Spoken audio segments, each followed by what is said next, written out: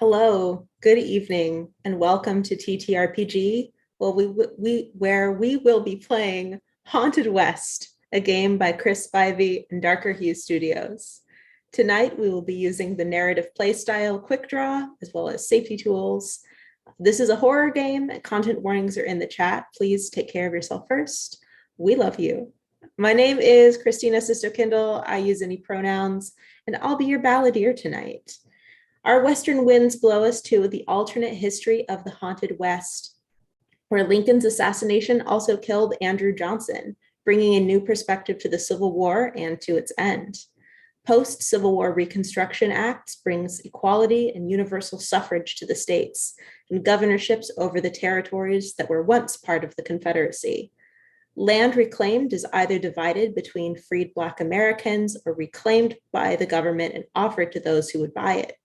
Many Americans, from soldiers to formerly enslaved people to immigrants from Europe and Asia coming to the States to pursue a better life, go west. The new state of Sequoia is established, a state for Indigenous peoples that had seen too many treaties break and banded together to claim Sequoia as their own. Much is different from our timeline, but much also remains the same. The railroads bring people further west. The cattle drives continue from the south. The tension between people is high, often drawn along lines of race, class, and gender. Industry fights with environment. Land is disputed, and here in the territory of Texas in the year 1870, the discussion of the formation of a new Black and Tejano state have begun. The strange and the supernatural also hold more power in this timeline. The veil is thinner, and sometimes strange things just might slip through. They say the winds in no man's lands between the Nueces and the Rio Grande carry secrets, and all of those secrets ain't kind ones. It's a place you go to get lost or maybe to get found, but you don't find yourself there without a damn good reason. Maybe it's hope, maybe it's love, maybe it's pure, unfettered hard-headedness, and maybe sometimes it's just plumb fear. They say if you're running from something, you better not be taking a gander over your shoulder. But what don't set right with me is not knowing what's behind you. Welcome to our tale of Las Cazados, the hunted. Let's meet our paragons, whose stories we'll be introduced to this evening. Nikki, can you please introduce us to Orla? Yeah, so Orla uses she, her pronouns. I will be using the Libertine playbook, and she is a saloon singer. And an Irish immigrant. Wonderful. Anna, can you introduce us to Alice? Alice, she, her pronouns, is a practitioner. So she is someone who not only has reached out to the supernatural in the past, but has dug a bit deeper than most. She is a former scholar who comes from relatively well-off upbringing in the New England area, but finds herself now out west. Wonderful. Dana, can you introduce us to Louv? Yes. Louv is a woman of mixed ethnicity who uses she, her pronouns. Her paragon type is the gunfighter. And she would never admit it to any of these folks, but she comes from Louisiana and is currently hiding out in the West. And Cameron, can you introduce us to Cormac? Hi, Cormac is a resolute, paragon type. He is also an Irish immigrant. He's a Fenian from the era after the Great Potato Famine. And he came west first to find better opportunity and escape the hand of the British, and then went further west for more personal reasons. Wonderful. So, sitting here around our campfire, viewers, you and I'll be telling you this tale. It's a strange one now. It might be a little bit strange and scary, but our tale begins on the edge of town under a waxing crescent moon and a star-studded sky that seems to be endless. A wagon with a burlap sheet covering something misshapen sits off the road next to a group digging holes, graves. How did these folks get here, you ask? Well, now there's a story worth telling. But first, we have to go back a little. Paragons, where might we find you on a normal Thursday night in the town of Three Sisters, Texas?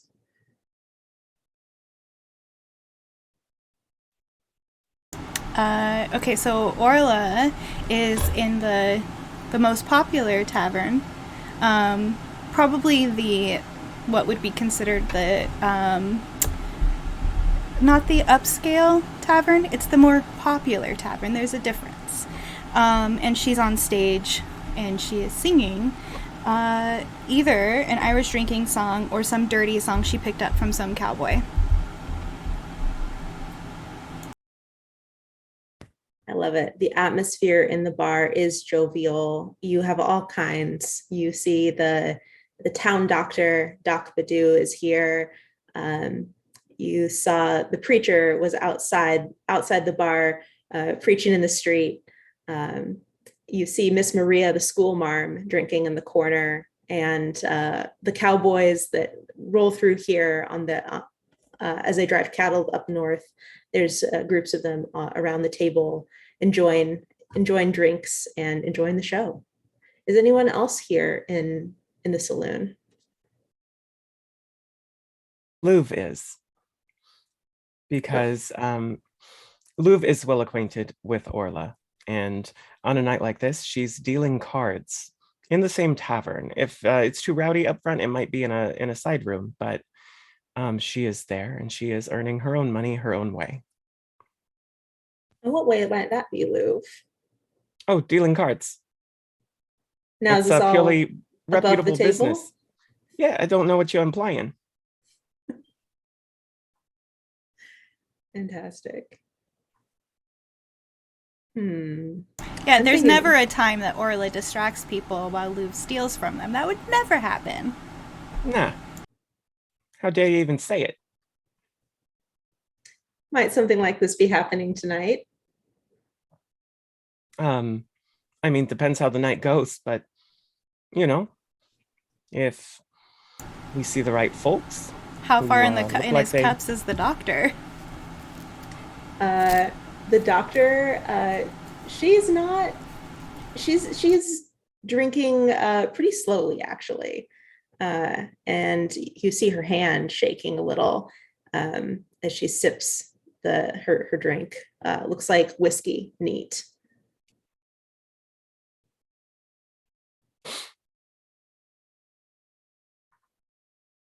Do we have like a signal, Dana? Do we have a signal that we would use for finding a mark? Oh, of course we would.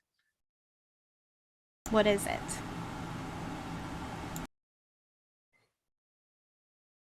I think we probably each have a couple of different signals.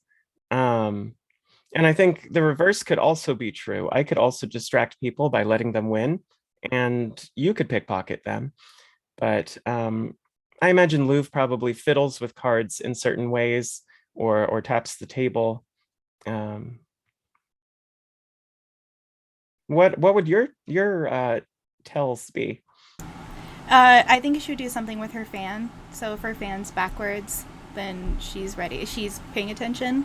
But if it's not, she hasn't been paying attention to you, and she's distracted herself. That makes sense. And if this doctor is here and they're the mark, they were not described as playing cards. So in that case, in between games, if you distract them, I will attempt to lighten their pockets. Balladeer, what do I know about this doctor? Sure. So Doc Badu is she's been here in the town since probably since it started becoming a town.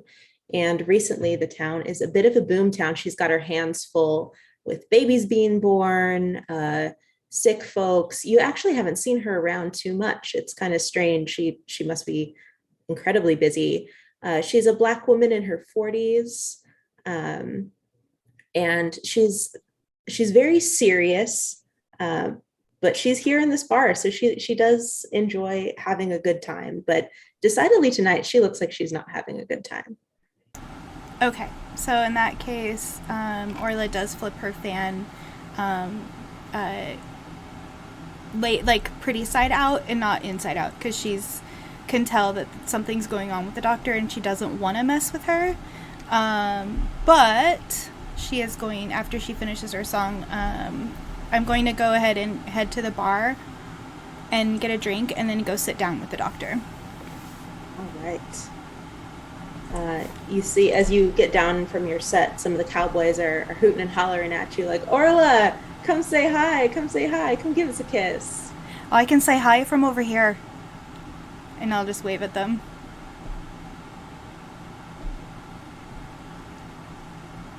Get my drink and head over.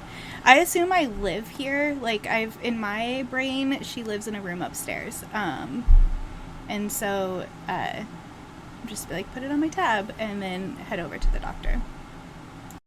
All right. Louv, are you going to make your way over as well, or are you just going to still be dealing your cards? I go back to dealing cards, but I do keep an eye on those cowboys. If anyone bothers Orla, I am prepared to throw them out. I love that. You see their eyes still watching her, and you think that you might have to put your cards down tonight, probably, but not now, later. Orla, as you come up to Doc Badoo's table, she'll look up at you and just kind of cheers you a little with her whiskey and take a sip. Are you okay, dear? You know, it's just a lot going on. People need me. It's nice to be needed. Yes. Just a lot of new folks, a lot of new faces. You see a lot of folks come through here, probably. Oh, I do? What do you think of all the new folks moving in? It means more money for me. It's true. It's true. And new stories, which are always nice. Heard any good ones? Have you? None that I feel comfortable sharing. Client, doctor, privilege, all that. But yeah, some interesting folks coming through. Anybody we should be looking out for? I don't know if it's anybody, but you'd let me know if there was any sort of sickness here, wouldn't you? You'd be the first person that I went to. Good. Then you see her take a long drink of the whiskey, kind of slam it back down. It's like, well, I'm gonna go get another. That was a nice song. Thank you for that. Do you have any requests? Oh, well, there was one about the wildflowers you did a couple nights back. Do you think you know that? Do you think you could do that one again? Anything? Thanks. Cheers. And she'll go back to the bar. Her hands are a little less shaky now. Your talk with her seemed to calm. I wonder about Cormac or Alice. Where do you find yourself on Thursday night in Three Sisters? I think Alice is in this tavern as well. Not quite in a side room, but a table that's kind of set off, kind of just out of the main area of this. She's set up there like she normally is. Drink on the table. There's a tabby cat kind of laid out next to her on the table that's always with her. And just throughout the evening, every now and then, a stream of women coming and going. Are you meeting with someone now? Or are I think you so, waiting? yeah. I think as we kind of focus in on her, she's just finishing up just like a tarot reading, since the preacher doesn't seem to be anywhere around. Um, and the person pays and walks away, and she looks down at the cards that are set up here with a very dark look on her face, much darker than she had when the person was here. And she just quickly sweeps them up and shuffles the deck and places it back in her bag. What did you see? The Tower, I think, is the card that came up last. She pitched it as a chance for change, that change can have good outcomes, but left out the cataclysmic part of that card. I think you see the doctor you see her getting another drink from the bar, and we'll give you a nod, a recognizing nod, and sit back down to enjoy whatever Orla's cooking up next in her performance. I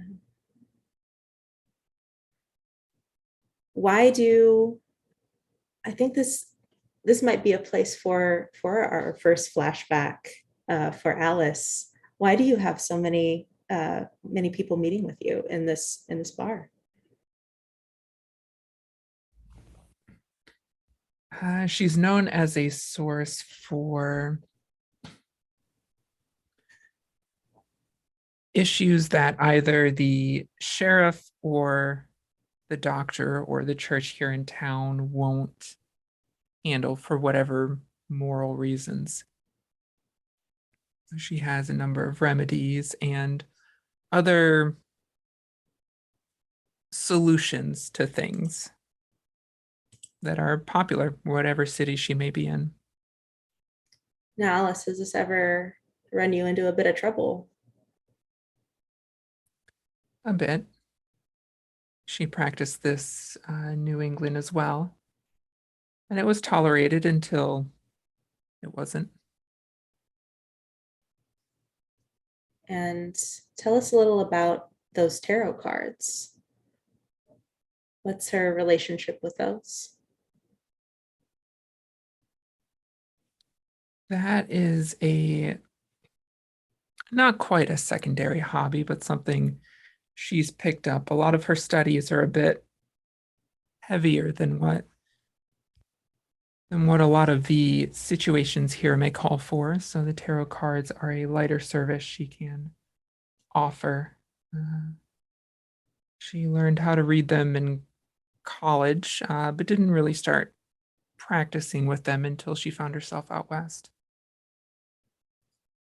I think one of the cowboys who was looking at Orla will come over to your table, Alice, and kind of lean down and say, "Y'all reading fortunes?" For those looking for them. I'm looking to meet somebody special. Can you tell me how I might go about wooing said fair lady?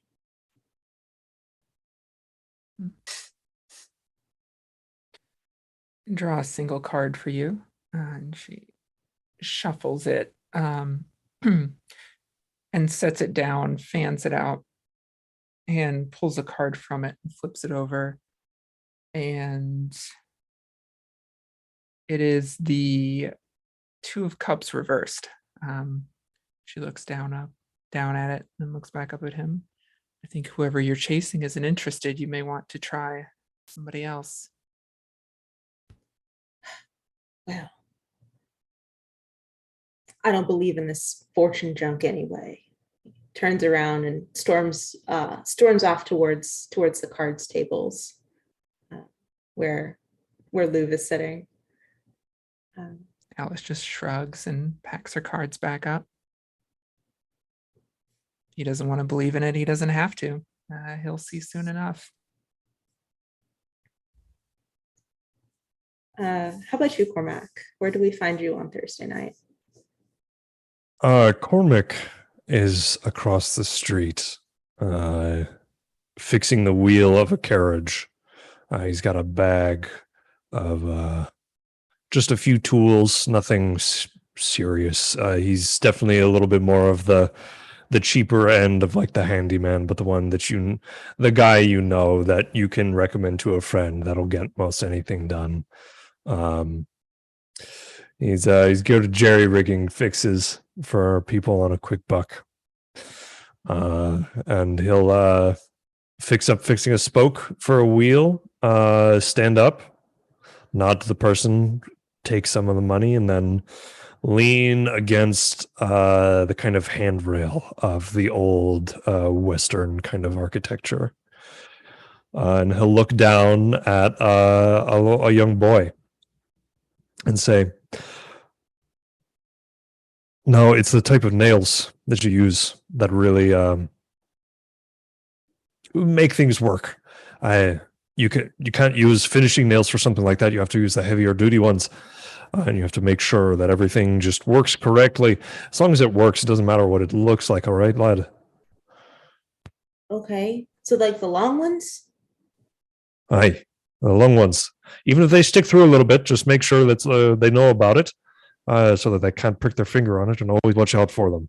You got to make sure you wear thicker shoes or boots if you're ever working with nails. All right. Okay.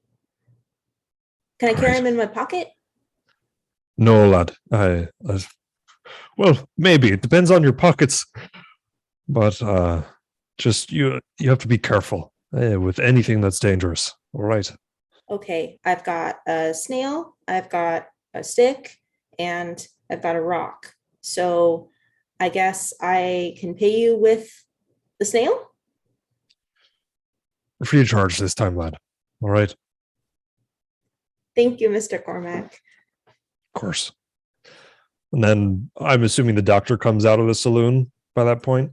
Yeah, you would see her coming out after finishing the drink. You probably would have seen her. Would you have seen her going in? Oh yeah. Cormac posts up at the spot most of the time when he's not helping people with the things that they need that they don't want to go to the sheriff with. He's a little bit more of there's a song, "Dirty Deeds Done Dirt Cheap." That's kind of Cormac's thing. He's a little bit more of the like, I don't like the sheriff either, and I know that none of us out here are above the law, but I'll help you out kind of this situation. So the doctor would come out and she would see Cormac standing there alone. No boy in sight. You see her eyes like meet yours, and she stands there and looks at you for just a little bit too long. Like she's thinking about coming and saying something, decides against it, and starts to walk off. But she will look back over her shoulder as she leaves into the night.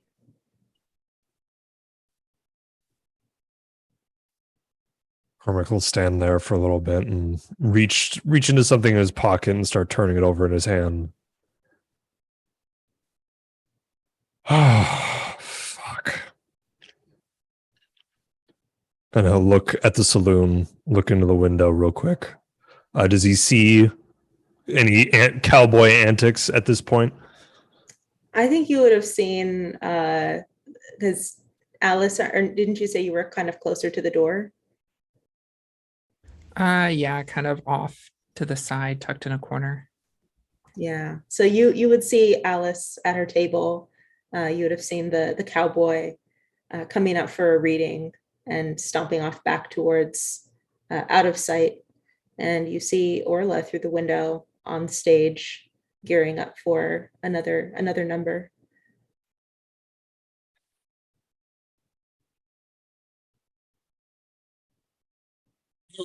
Right. And then Cormac will leave his pack there, but reach behind one of the banisters and pull out a long rifle, sling it over his back, and follow the doctor.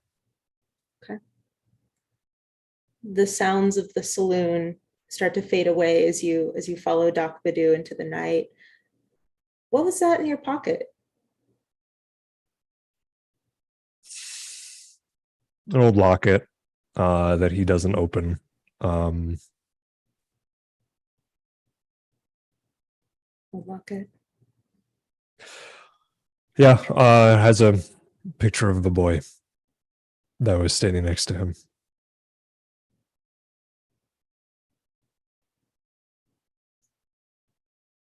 He'll just swallow and go into the shadows of the night behind the doctor, just trying to keep it all out of his head.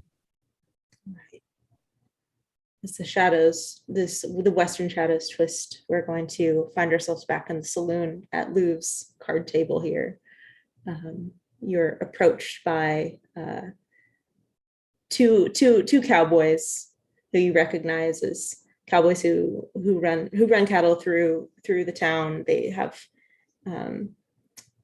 most of the time they're not in town, but when they are, they make it a stop to come to the saloon, go to the trading post. So you know them. This is Chewy and Elliot, and they'll kind of sit down at your table. Elliot in a bit of a huff. It's like, all right, Louv, we need some gambling here tonight. Hey, everything all right? You don't want to play cards if you're having trouble with your emotions. It's an emotional game. Chewy kind of elbows Elliot, who lets out a huff. He's like, ladies, trouble. Nothing more. I'll be fine. Just all right. The fortune teller told me that the girl that I like doesn't like me back. Is that Elliot speaking or Chewy? Yeah, Elliot. That's Elliot. Yeah. Unfortunately, that happens sometimes. But maybe your luck will change at this table. Here's hoping. I will start dealing cards. All right. I think Orla's gonna walk over after her most recent number because she needs a break. And she puts one hand on Chewy's shoulder and says, "Hola, Jesus." He'll turn around. And doesn't even look at Elliot. He'll turn around. Orla, hey, you remembered. See? You're learning more words too. Que bien. Thank you. What are you doing here?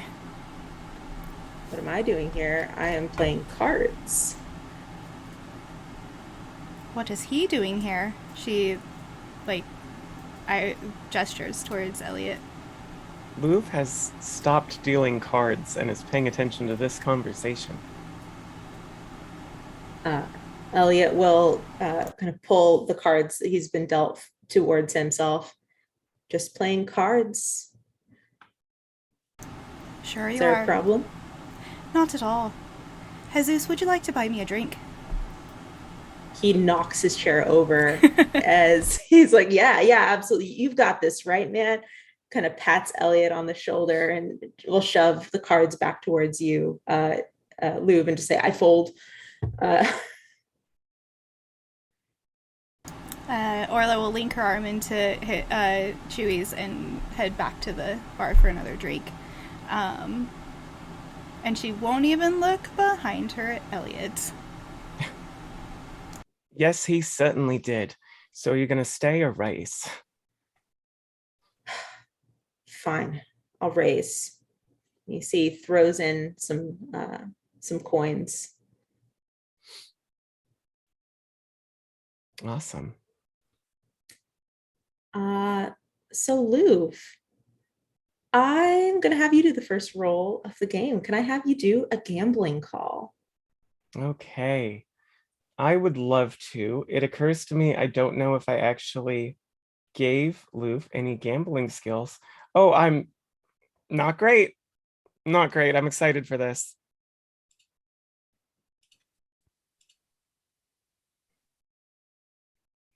No, I got a 61 and my skill is 27. All right. The cards don't look good for you. It's looking rough. What are you thinking, Luke? Do you want to keep playing, or is it time for a little bit of creative gambling? Yeah. I have a feeling that Elliot might not be coming around here too much more, so let's take him for all he's worth. All right. Let's try something you're a little better at. Bluff.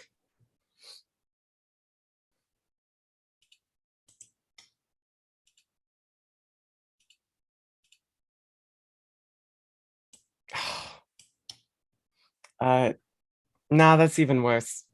That was a 93. 93. Is there a way I can like impose disadvantage on Elliot? Is that a thing? Well, here's the thing is I am not rolling. So in this narrative style, Can I the give GM Lube doesn't roll. advantage by Don't worry about it. I'm the master of my own fate. It's my fault I'm this bad at this. You'd think it wasn't even my job. Weird. If you would like to help out Orla, I would say you could do a bluff check if you would like to help her out. Yeah, so what I'm gonna do is I'm going to like smack Jesus right in the middle of his chest real hard, like loud enough for Elliot to hear it, and then throw my head back and laugh really hard. So can I roll ingratiate instead of blush? Or bluff? Yeah, why not? Okay, let's see how well I distract this poor cowboy. Oh yeah, I rolled a 32 and I have an 85. Okay.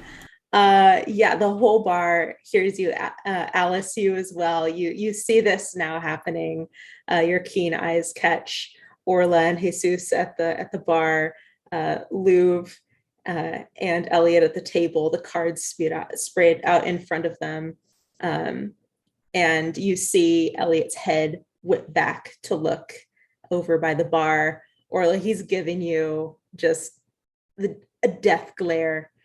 His poor little cowboy heart is broken in two. Orla doesn't even look in his direction. Oh. Louv, what do you do? I mean, while he's distracted, I'm going to try to cheat one more time. All right.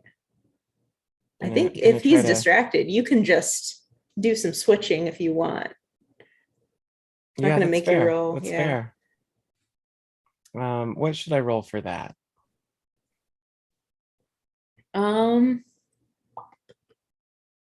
I think.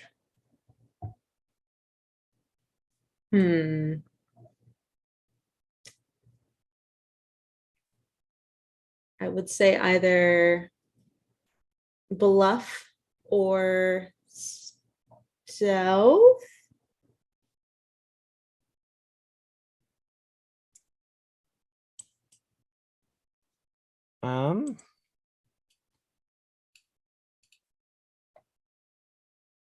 And you can always spend, if you want to, a grit point Yeah, that is to true. succeed. No, I'm not going to use that on this. I'm going to use bluff, and then I'm going to figure out what's going on with my stealth notation because I can't fill out a character sheet. I think that meant you have a jack in stealth if you want to spend It that. absolutely did, but I'm not sure what the percentile is. Nope, I'm going to give up on cheating after this because I just failed that again with a 53. And I don't want to get in a fight if I don't have to, so I'm going to knock it off. Okay. I think that he turns around and does see you moving your hand towards the cards, and he'll look at you like, "Excuse me, ma'am, are we having a problem here?" No, the cards was falling over. In the middle of the table? Yeah, there's no problems. He stands up. It's like, "I think I'm going to take my money and I'm going to leave. This game here is rigged." I mean, I don't see how it could be rigged. I'm the one that keeps losing. Fine. And he reaches in, takes the pot. You see it put him in his pockets. I'm done here. There's a better bar down the road. I'm going to go there. And he will glare at you, glare at Alice, glare at Orla.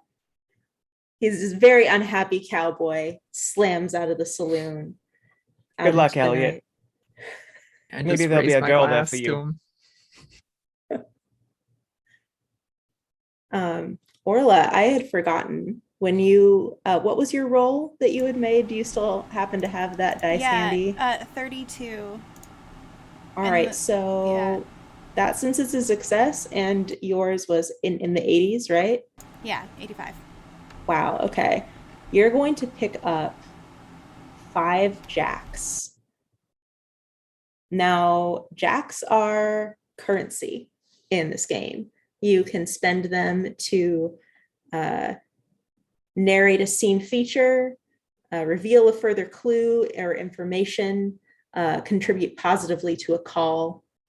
And you can also send jacks down the river for next session if you want to have, and anyone can pull jacks out of the river. So if you want to, you can say, I want to send 3 of these jacks down the river. And next session, anyone can use those jacks for their calls or scenes or clues.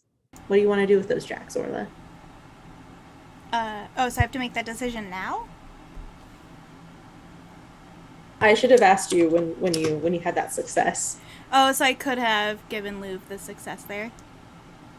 Yeah, I'm sorry about that. I had forgotten That's about fine. jacks. Instead, I'm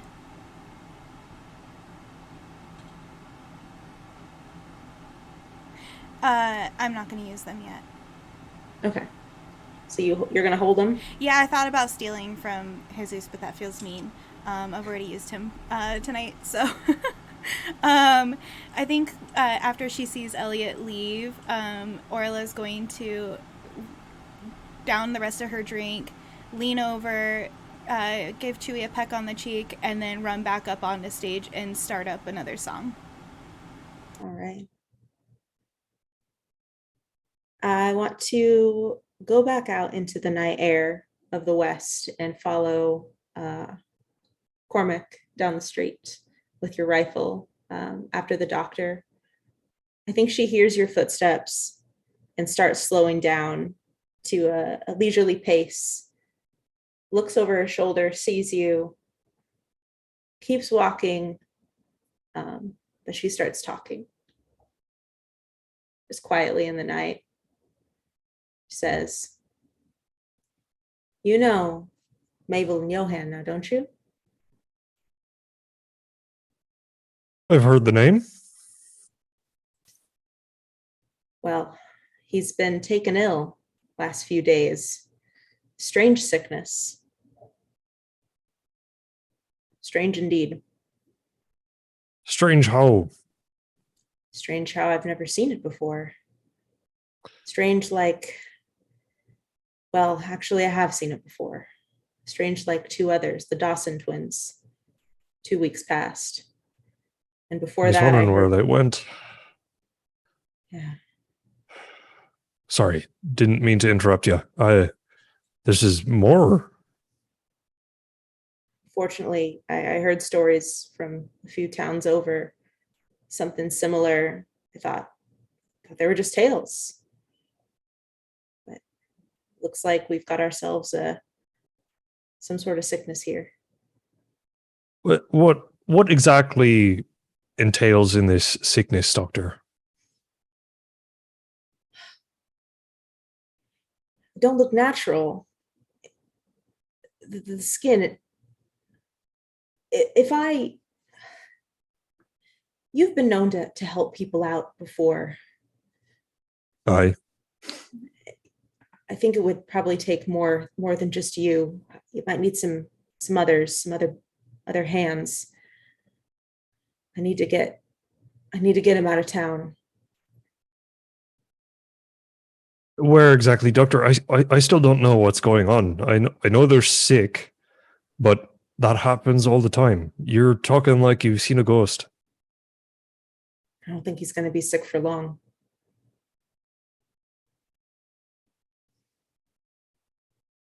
Ghosts. Well, hear stories of them too, don't you?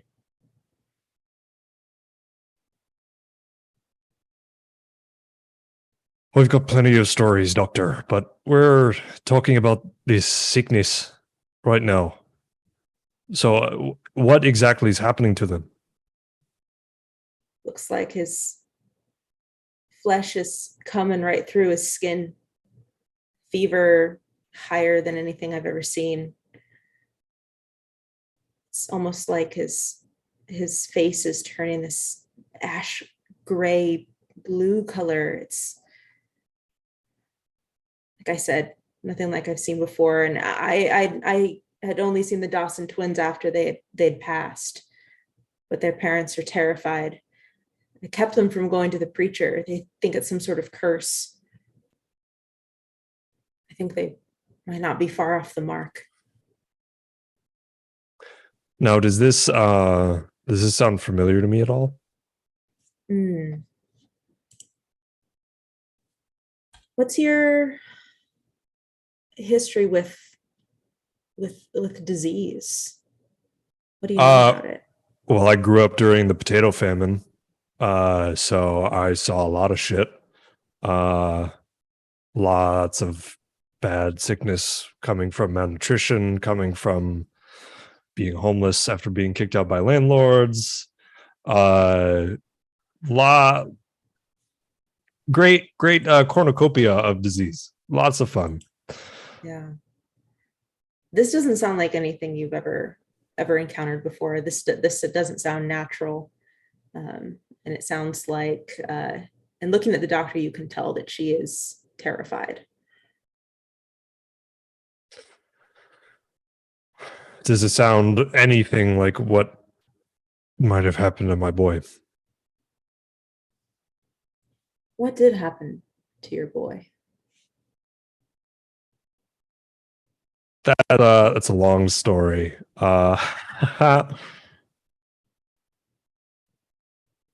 Cormac saw something take his life. What did that something look like? At least what does Cormac remember? Cormac saw it in the light. Looked like a man, but made of not anything he had seen before. It's hard to put into words. The people he's tried to explain it to just took him for the stereotype of a drunk Irishman, even though he doesn't. He only drinks water when he can.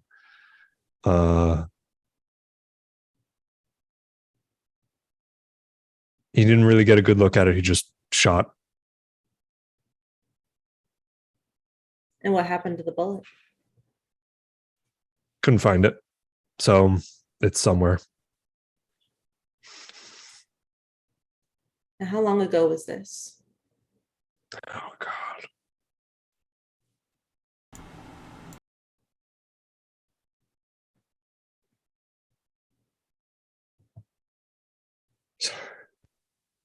It's hard for him to remember sometimes.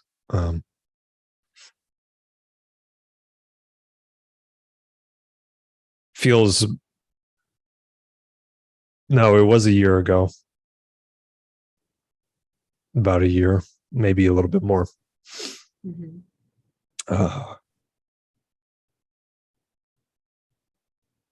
It always felt like longer. His mom used to always say, "You never felt grief till you felt it sober." And that's all that Cormac's known. So, but he'll, after a little bit of quiet and just almost a shattering of his demeanor, he'll respond, I've never heard of anything like that myself, but well, I know someone who might.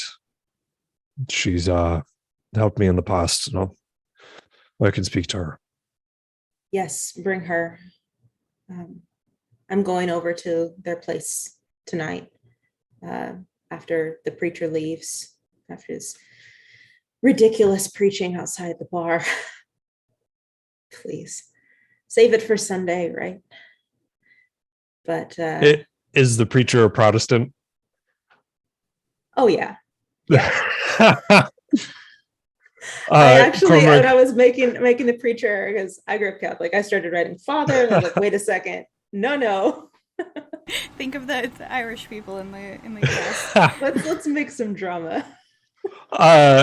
Cormac will smile and say, well, I'm not one for faith in general, but he's not so bad compared to some other things I've heard.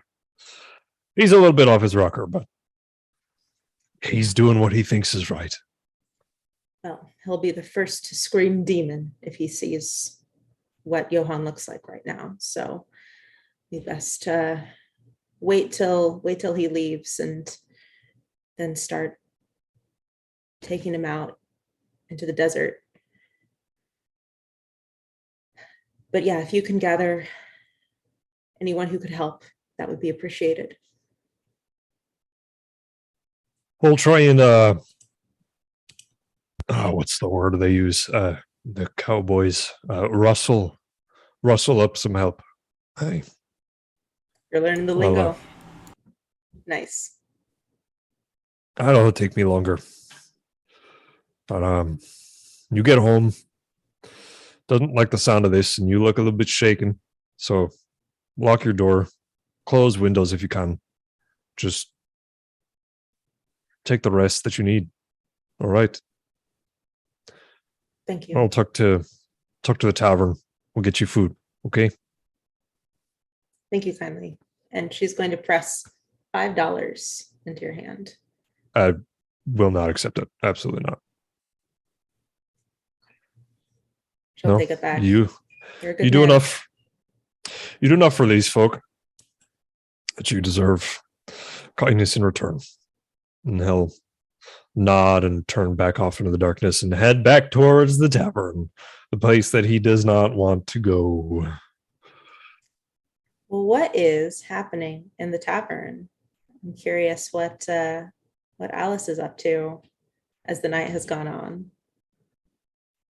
At this point, reading a book, she managed to find one in this last town in her general area of study, which doesn't happen often.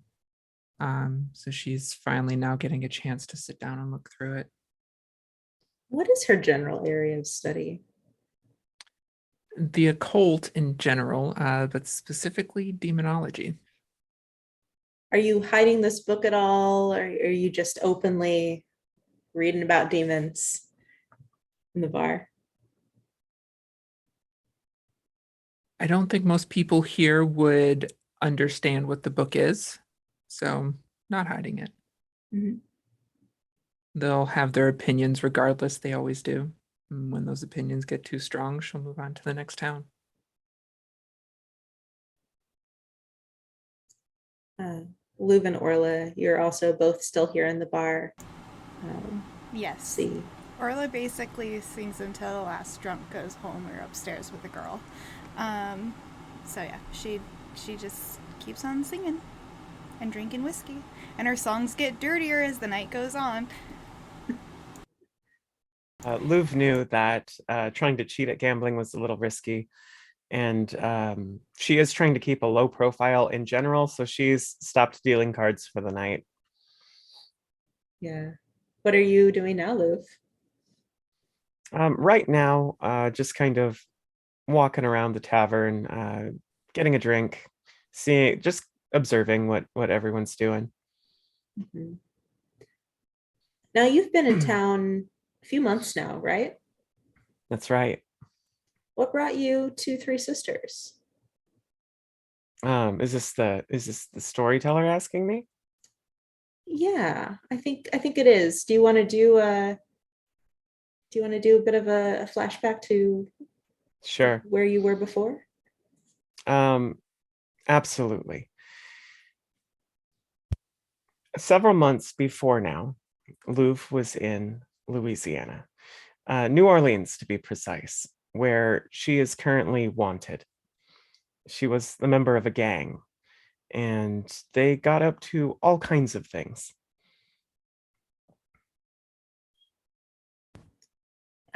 Now this gang, are they still in New Orleans?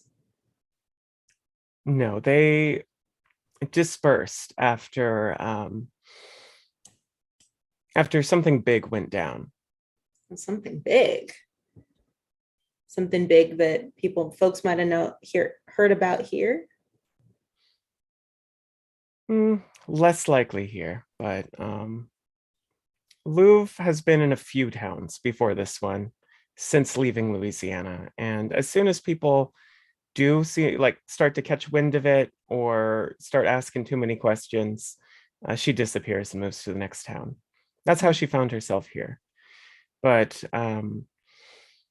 she's not sure herself what exactly happened, but her gang got blamed for something that they didn't do and was way over their heads. Something strange. But they always did have kind of a strange reputation, so it wasn't that surprising. Wow, reputation. What do folks say about Louvre and her gang? Well, Louvre's gang was known in Louisiana as the Wolf Women, and rumors abounded. Some people even claimed that they turned into wolves at night. Turned into wolves at night. Now that is strange. Very strange indeed. And a mighty exaggeration. Well, you'll have to keep your ear to the ground. Make sure these wolf tales don't follow you into Texas.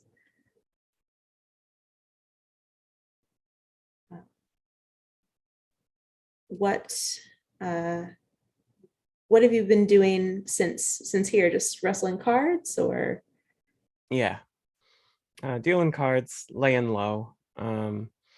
What Louvre didn't expect was to make any friends, and she found one in Orla, who she's become a little protective of.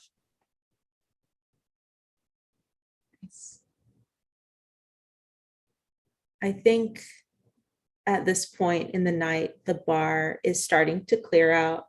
Those final drunks are starting to stumble their way home. And the door opens and in walks the last person that any of you would expect to enter this bar. And that's Cormac. I think anyone who's paying attention very closely would see Orla catch her breath real quick and stumble on one of the lyrics, but then immediately covers it up and keeps going. Yeah. He just grimaces as he enters and looks around, looks if there's any of the vagabonds or ne'er-do-wells that he knows in the town around. And if not, he goes straight to sit at Alice's table. The only person left in the bar is a cowboy with stars in his eyes, watching Orla perform. And then the long-suffering barkeep as well, polishing glasses. Will, as you pass, will say, "Would you like anything?" No, thank you. Cheers. Goes back to polishing glasses. Cormac pulls a chair angled to look at the bar to keep an eye on that last cowboy. And evening, Alice. Evening, Cormac. You don't look like you're having a pleasant one tonight. No, just spoke to the doctor. She looked troubled. Illness going around. Never seen before by her. Skin falling off, turning gray, and a few other notes that I don't care to repeat happening to children, twins, a few weeks back. The twins. I forgot their names already. God damn. Few towns away, same thing happened. And now, forget the boy's name, but he's sick as well. And why are you bringing this to me?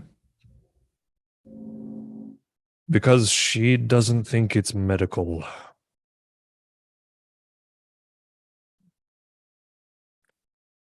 Well, if you want any sort of help from me, I'm going to need those notes that you'd rather not remember. Right. Should have written them down. Damn. It just kind of adjusts quickly. Would you be willing to see the doctor? I can take a look at least. Does this sound like anything that I know of? Just from the description I've gotten so far? That is a great question. Can I have you do a scholar occult roll? I was about to say, how about scholar or medicine, but scholar makes more sense. Yeah, if the doctor doesn't think it's a disease, then I'm thinking about my own expertise. Yeah.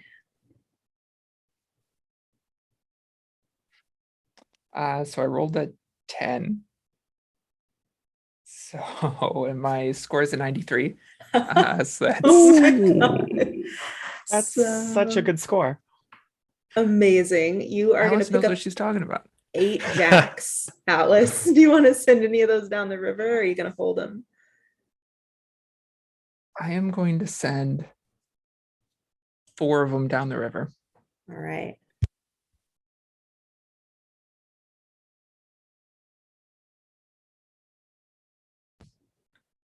I'll track those for y'all.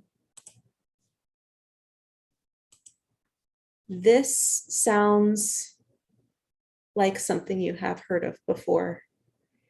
It's a rare phenomenon, something that doesn't happen very often. Demons generally stay in their own place, just as people like to stay in their own place unless they're called on. And when they're called on, it's usually by someone who knows what they're doing, and they're not going to call somebody that they can't control. Is that right? Is that your experience, Alice? Generally. This sounds to you like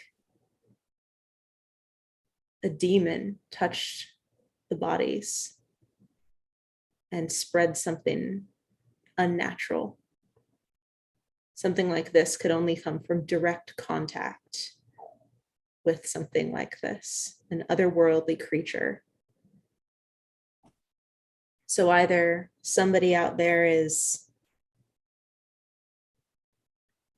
deliberately asking demons to go and lay their hands on other villagers, or this demon is free, has a mind of its own.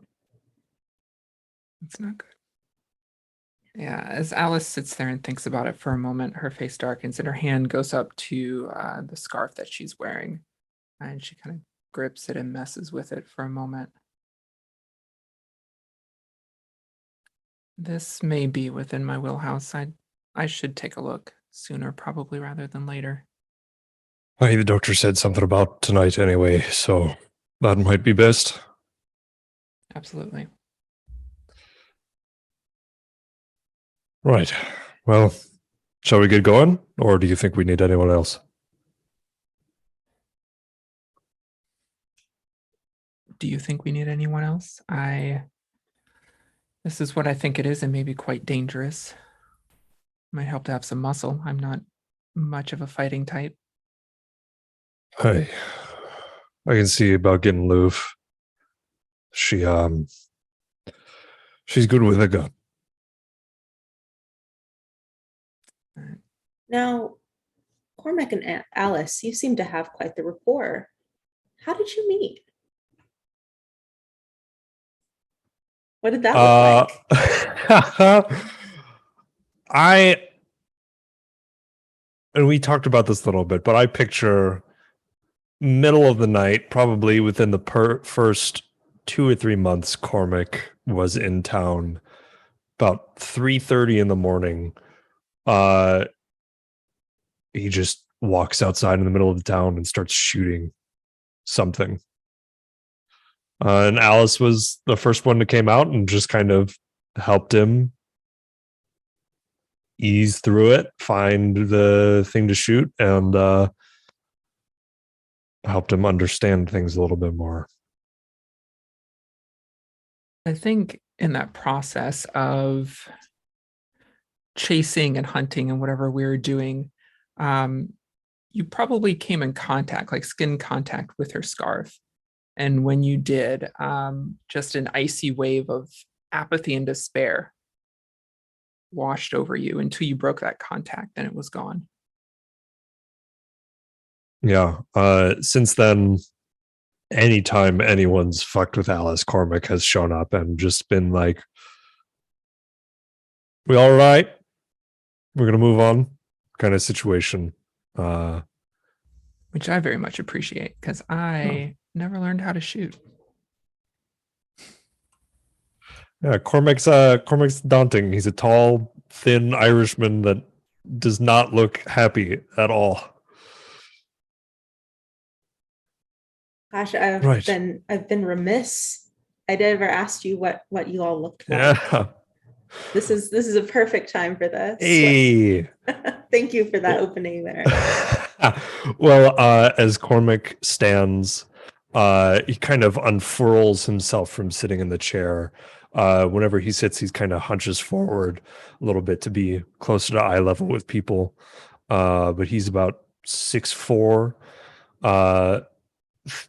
not reedy by any means, but he is thinner, just proportional with his height. He has sunken cheeks, deep shadows under his eyes from lack of sleep or lack of proper sleep. Dirty red hair that kind of at the tips turns to a deep red, freckles dotting his face in mismatched places, some up on his forehead, others down on his cheeks, just over his 5 o'clock shadow. And he wears simple clothes, nothing too serious, just whatever he needs to cover himself and stay cool in the sun. And he's got the pistol on his actually sitting on his thigh in a drop holster, and then the long Sharps rifle on his back.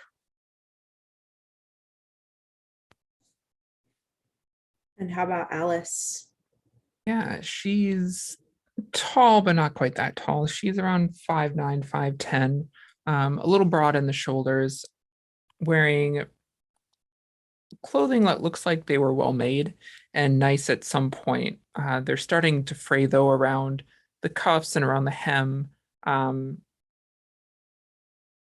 So they're a bit older. A few of the pieces have been replaced with more regular made stuff that you may find in towns similar to this one. Just a simple vest over a dark skirt. She always, though, no matter what she's wearing, no matter when you see her, she's always wearing the burgundy scarf that she has around her neck. Kind of paler skin, dark brown hair that was long for a while, but as she's moved further and further out west, she's cut it shorter because of the heat, and because it keeps getting in the way of things when she does certain rituals or other extracurricular activities that she is often part of. You two make quite the pair here in this slowly emptying out bar. You start to see more tables kind of clear out. The barkeep starts wiping down some tables. Orla, you see your piano player is. She just says, "I'm gonna go on break, honey. Are you gonna be okay?" What's the piano player's name? Missy. I'll be fine, Missy. I think it's time to call it a night, don't you think? Yeah, probably. I think everybody's going home. I could use a drink. Do you want to join me, sweetie? Oh, I think I'm gonna go talk to Louvre, actually. Well, Okay. well, thank you next time for sure. I think I've had enough to drink, if I'm being honest with you. Uh, will you stop and get him out of here? Points at Chewie, because Orla's, she's like, fuck, I shouldn't have kissed him. Oh, he's a cutie. Yeah, I can take care of him for you, sweetie. Don't you worry about it. I've Perfect. got You can this. have him. And Orla's going to jump off the stage and head over and tuck herself under Louv's arm, as she's done in the past when she's gotten unwanted attention. Oh. Hey, Miss Orla. How's your night going? I think I've made myself a little bit of trouble with our friend Jesus, but it got rid of Elliot, and then I replaced him with another problem. But I think Trouble, Missy's huh? going to take him off my hands for me, so shouldn't be too bad. He do anything untoward? No, not at all. He's quite the gentleman, actually. Speaking of, and she kind of like tilts her head in Cormac's direction. I think I'm gonna get out of here now. Sounds fair. Do you need an escort? Did I overhear them talking to Louvre? To, Um, would you have been listening into their conversation, Orla? I can't listen and sing at the same time, so probably not. Yeah, probably not. I think she's gonna say, I think I'll just sit with you here until Missy gets Chewie out of here, and then I'll head up to my room.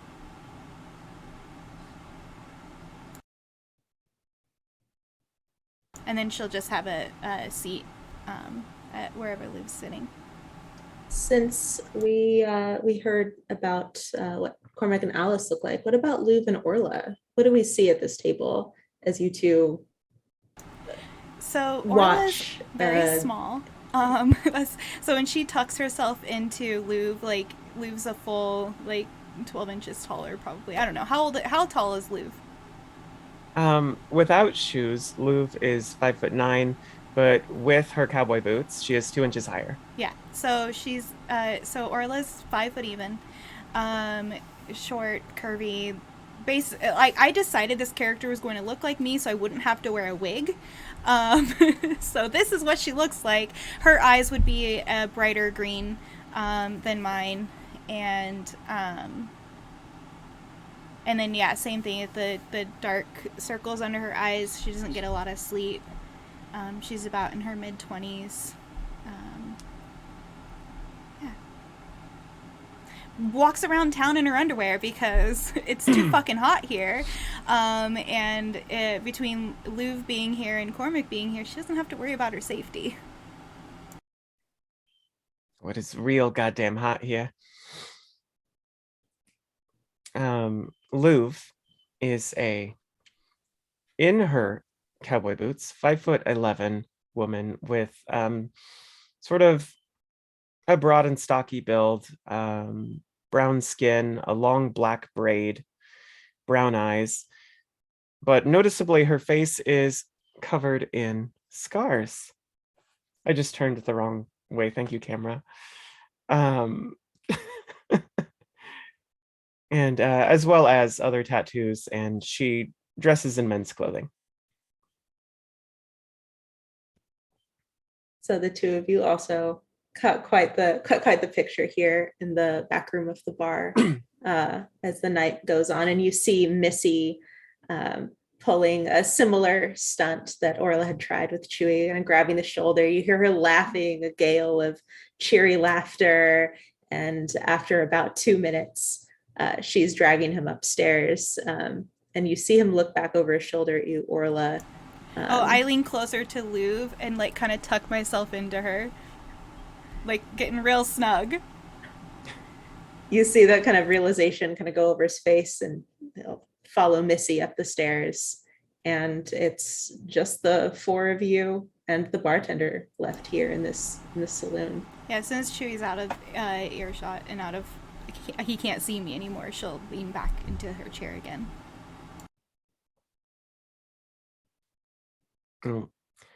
Hopefully it won't be a problem. It's the easiest hint I have is to make it look like we're an item. It's fair enough. Now, how did you and Luke meet, Orla? What did that look like?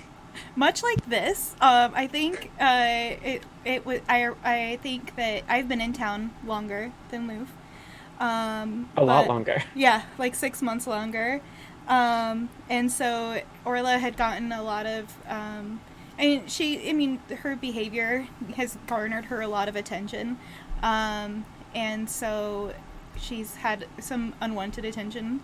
And when Luke got into town and got a job at this tavern that's where Orla was already working, one night one of those cowboys from out of town got a little too rowdy, and Orla tucked herself into Luke and was like, "Help, please." Luckily, that's usually enough, but once or twice we had to go outside for a chat. They never came back after that. And Orla asked 0 questions about that. Oh, there's nothing bad happened. I just made a few friendly suggestions about other venues that they might frequent. Nice. Plenty of places for cowboys in the West. And yeah, night is fully fallen now. You don't hear the voice of the preacher outside anymore. And the bartender is starting to kind of flip over chairs in a like, all right, now we're closing up. But we'll come by the table where Cormac and Alice are. Can I get you anything else, you two? Cormac stands and puts the chair on the table and says, "No, I think we were leaving." All right. Travel safe now. Same to you. And Cormac will hesitate for a moment and then go. And as he gets close to Louvre and Orla's table, just putting chairs on tables to help, and looks at Louvre and says, "Louvre, Alice and I are going to see the doctor. There's something fishy going on. We may need some assistance." Oh yeah? I never did trust doctors. This one's not bad, actually. I quite like her. It's not the doctor that we're worried about. The patient specifically. I'm not sure I understand. It's complicated. I have some assumptions about what's going on, and if it's the case, I would rather have someone with your specialty with us. Oh, so you're saying that there's an unruly patient, and we got to make them take their bed rest? Is that what you're indicating? Possibly not the patient. Well, how unruly are we talking? It might be a fun night for you. Aye. Turns around and walks towards the door. Orla goes, "Well, I like fun," and she's going to pop off the chair and follow Alice. I guess I'm going too then.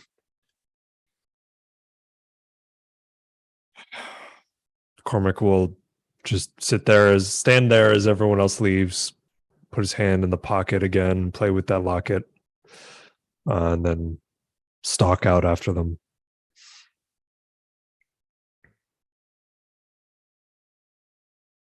So Cormac and Louvre, you know each other. Anna, do you know Louvre? And do you know Orla? Do all 4 of you know each other, I guess is what I'm getting at. Is this the first time you've all worked together, met up?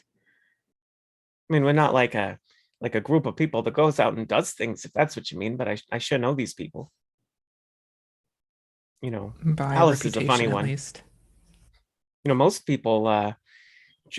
people leave the demons behind the bar, but different folks, different strokes. Yeah, and some of the people that Louvre has had a stern talking to about different places did disappear after Cormac showed up. So As I said, I can wear what I want and do what I want. Cormac and Louvre have a kind of like understanding about who each other are. I think Orla has come to Alice when the pharmacist can't help her.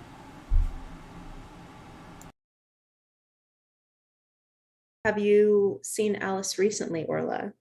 No, it's been a while. She had planned to go and visit her to talk about her nightmares, but then Alice was busy with a guy that Orla didn't want to talk to, so she hasn't been able to ask her about it. And Louvre probably knows Alice the least well, simply because she does not believe in the supernatural. Interesting. Why is that, Louvre? I'm curious. She actually has had some supernatural encounters, now that I think about it, but she just kind of stays away from it and stays out of it because she wants nothing to do with it. Because as a rule of thumb, Louvre doesn't trust anything that can't be killed with a bullet. It's a good rule. There are a lot of things like that out there. It just depends on the bullet. It's quite the interesting posse walking down the streets of Three Sisters, Texas into the night. I mean, how far away is it? Should we get our horses? Walking distance? No, it's only a few places down. Alice and Cormac, do you lead them to the general store where you know I think that right now it's actually Alice and Orla leading the way. Yeah. Yeah, I'm leading wherever Cormac had told me this patient was. Yeah, I told general store. I will glance sideways at Orla. You sure you want to be involved in something like this? Where are we headed? To see somebody afflicted by something that is probably not medical. That's fine. I think I've seen worse. It's terrifying if that's true. She just bats her eyes at you and continues walking. That's an interesting statement, Orla. What have you seen? She's lying. She's not seen worse. Well, that's what I get for taking Orla at face value. Again, 85 in Bluff. No, she hasn't seen worse. She's seen like famine, a lot of the same stuff that Cormac has seen, and grew up on a farm. So she's like seen injuries and things like that, and has patched people up before. Maybe even Cormac has come home with injuries that she's had to patch up. So, yeah, she's not seen anything like what she's about to see. She just thought it would be funny to go. As you make your way towards the general store, a familiar sight for all of you. The store is run by Mabel and Johan, also Irish immigrants. And they've made it their own, turned it into a place where you can get cures for what ails you, cough syrups, medicines. Johan's a pharmacist, and Mabel's bread is legendary. people, cowboys come in to get loaves for the road. Folks have stopped baking so much at home and just buy from Mabel these days. It's a nice, cozy place that is very much a place where the town can gather as well. I think as soon as Orla sees where we're going, she picks up pace and starts to look nervous. I will pick up pace as well. Orla should not see this alone. Cormac takes the rifle off his shoulder and starts to extend his stride a little bit with his gangly long legs and just makes sure that he's the first one in the door. I do have a question. As we're approaching this general store, I have Biscuits, my cat, in my bag. Biscuits. How's she acting currently? I think Biscuits is shifting around in the bag quite a bit, and you hear her yowling. Tell us about Biscuits, Alice. Yeah, she's a stray that I've picked up on my my long journey to the city over the past year. And she's good to keep around because cats can sense supernatural things. They can sense demons when they're near. And the residue that certain magics leave behind. So it's always a good idea when you know you're dealing with the supernatural to keep a cat around. Yeah, you feel her twisting, and you hear kind of a in your bag. It's not a great omen. Yeah, Alice definitely, with the cat starting to act like that, definitely starts to look a bit nervous, and is looking around a lot more, checking less the street and more the alleyways, the shadowed corners, stuff like that. As Louv kind of looks back and sees that all three of her companions are hurrying now. She's just kind of, what are we hurrying? We in a hurry all of it? Fine, I guess I'll go for a light jog today. Oh, Lou, it's not far. Your legs are so much longer than mine. Will you stop your complaining? And if this is something in my specialty, we don't want to stay out here in the dark for too long. Aye. As you come up to this kind of general store, you know that they live in the back. You pass by, the door is open, the ding of the bell notifies you that you're here. You pass by rows of bottles and dried goods. You pass by the counter where she sells the bread, and you come to the area where you know their apartment is behind the store. And in front of the door to the apartment, you see Mabel slumped against the wall, kind of curled into a ball, and she's crying outside the store. It's hanging open, and something smells terrible. It's like death and rot and almost the swamp water that you've smelled before, Louv. This grimy, earthy scent. Orla rushes over and gets down on her knees and grabs up Mabel and what's happening, dear? He's gone. And she's just sobbing into your shoulder, Orla. She just is gonna hold Mabel and not ask any questions and just hold her. Cormac immediately shoulders his rifle and then takes out his knife, holds it in his offhand, and uses that to cup use the support for the long barrel, and then starts to pace into the room.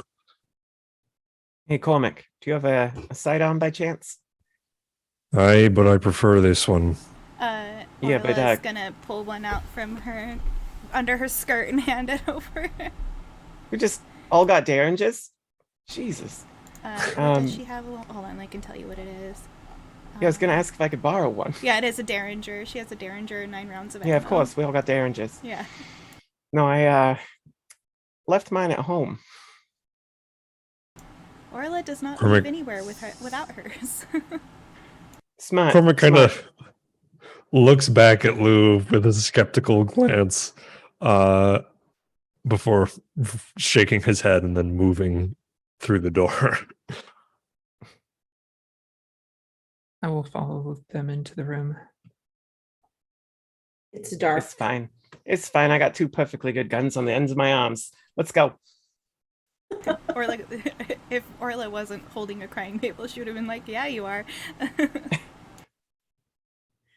The room is dark, and this scent overwhelms your senses. It almost chokes the air.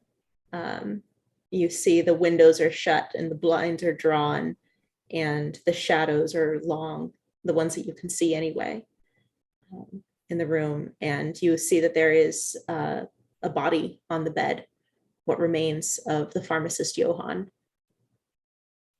And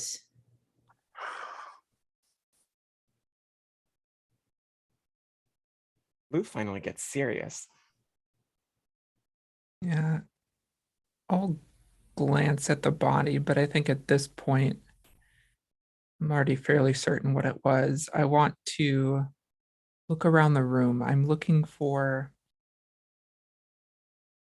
Did he summon this or did somebody else? Is there anything here that would tell me that? make a occult call, Alice. What do the wounds look like? Louv, you lift the blanket and you see the skin falling away from the body. You see the muscles underneath peeking through, and the skin itself that is peeling away is this mottled gray, covered in sores. Some of it even like sticks to the blanket as you pull it off. And his face is constricted in a scream. Like he's been screaming for hours, and he died screaming.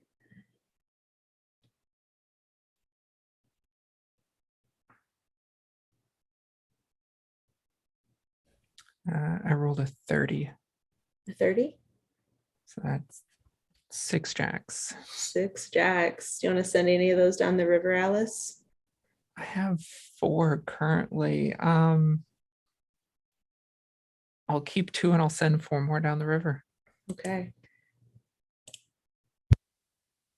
As I'm looking around, I'll glance back at Louv and just quietly say, he was lost long before we found out about this.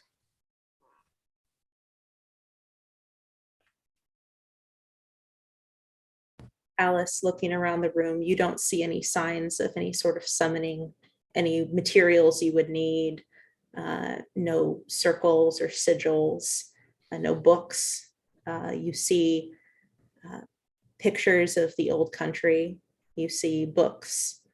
You see like storage sacks of clothes, half made, projects half finished, whittling that will probably never be complete. His knife sits next to a rocking chair.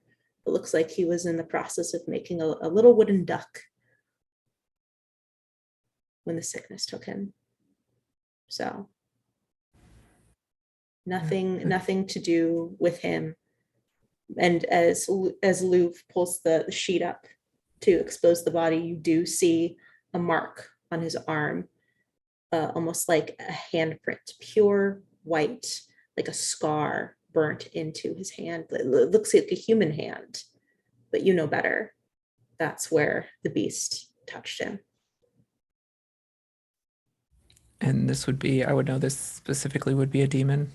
Yes. I'll step over to the. Any idea what caused this, Alice? All I know is that ain't done by an animal. No, I've seen this before. This was a demon. Touched him directly. And whether it's somebody was bound one and is sending it out to kill people, or it's one that's loose on its own. That's what we need to figure out.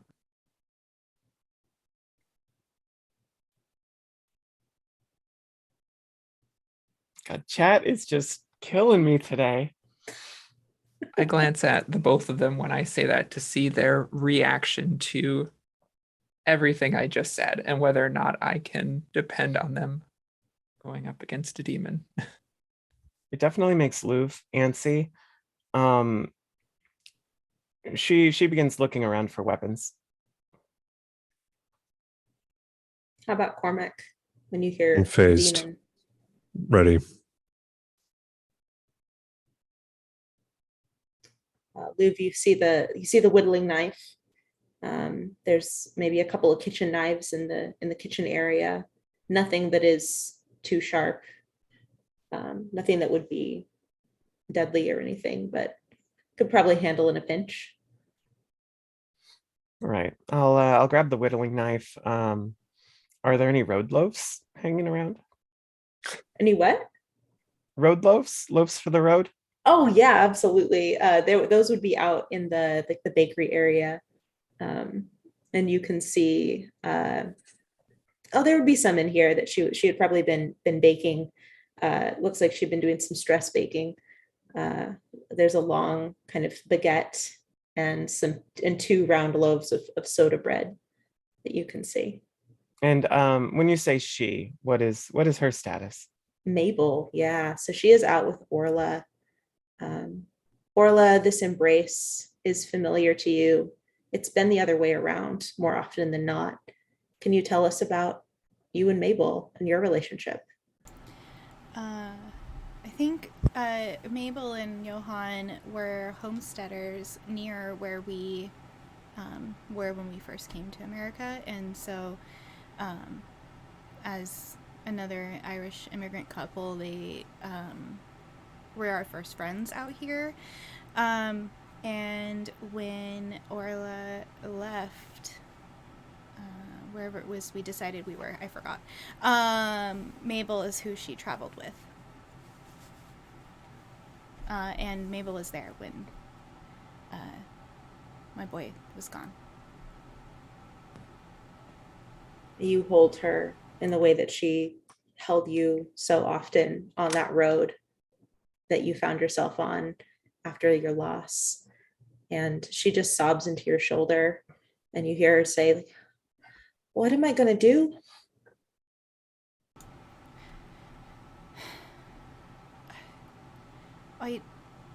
I don't know, Mabel. I'm not the person to ask. I clearly don't handle problems very wisely. I think you should see the doctor. But not tonight. I'll get you a room at the tavern. You shouldn't stay here. I can't stay here. I can't. I don't think I can stay here ever again. I understand. And Orla's fighting back tears now. I know. That's how I ended up here. Let's go back to the tavern. Okay. And she calls over her shoulder, Louv? Yeah. We'd like to head back to the tavern. I don't think we should go alone. Yeah, absolutely. Hey, Mabel. Hi, Lou. I hope you don't mind. I helped myself to one of these loaves. I left money by the till. Oh, well, that's all right. Please help yourself. Hi, Alice. Hi, before you go, there's a handprint on his arm. Did he say anything about that? A handprint. He told a wild story about a few days back. He said something about, I don't know if you've heard of this old story from back home. It's a man who rides around on a horse, but he's got no head, you see. Strange omen. I told him he'd been in the drink. He said he saw one on the road riding around by the river. Did he, by chance, lost my accent? Did he say how this figure was dressed? He said it was almost like shadows, all in black.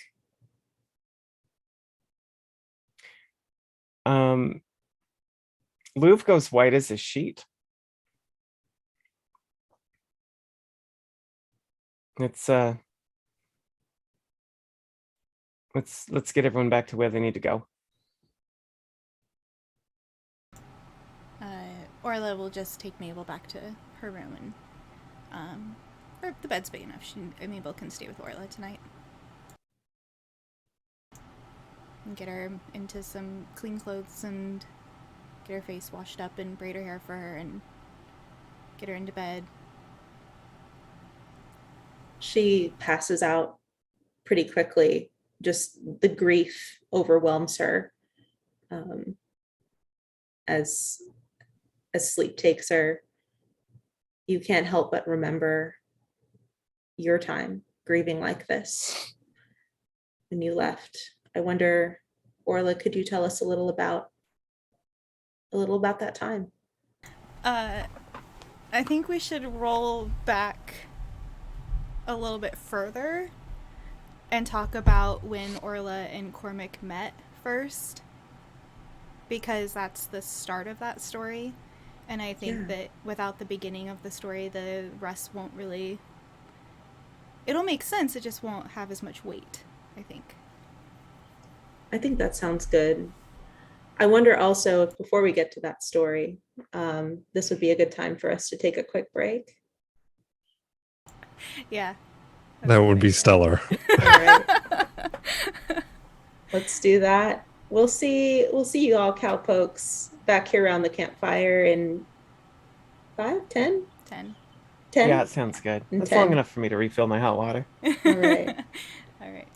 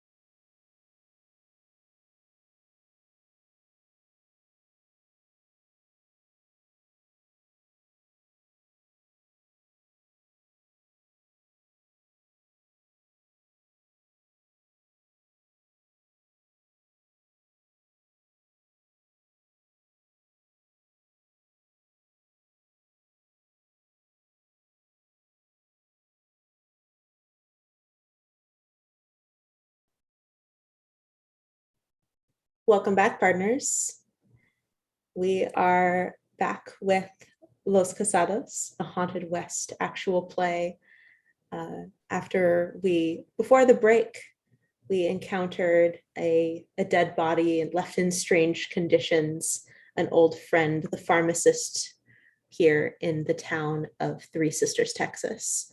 In the dead of night, our group has been asked to spirit this body away out into the desert and get rid of it before anyone sees and thinks that a terrible curse has befell the town. But the thing is something terrible has befell the town. And we find our paragons once more in the streets of Three Sisters. Louv, Cormac, Alice, Orla, where do you were on your way back towards the bar, but we had just started talking about how Cormac and Orla met. Yeah, so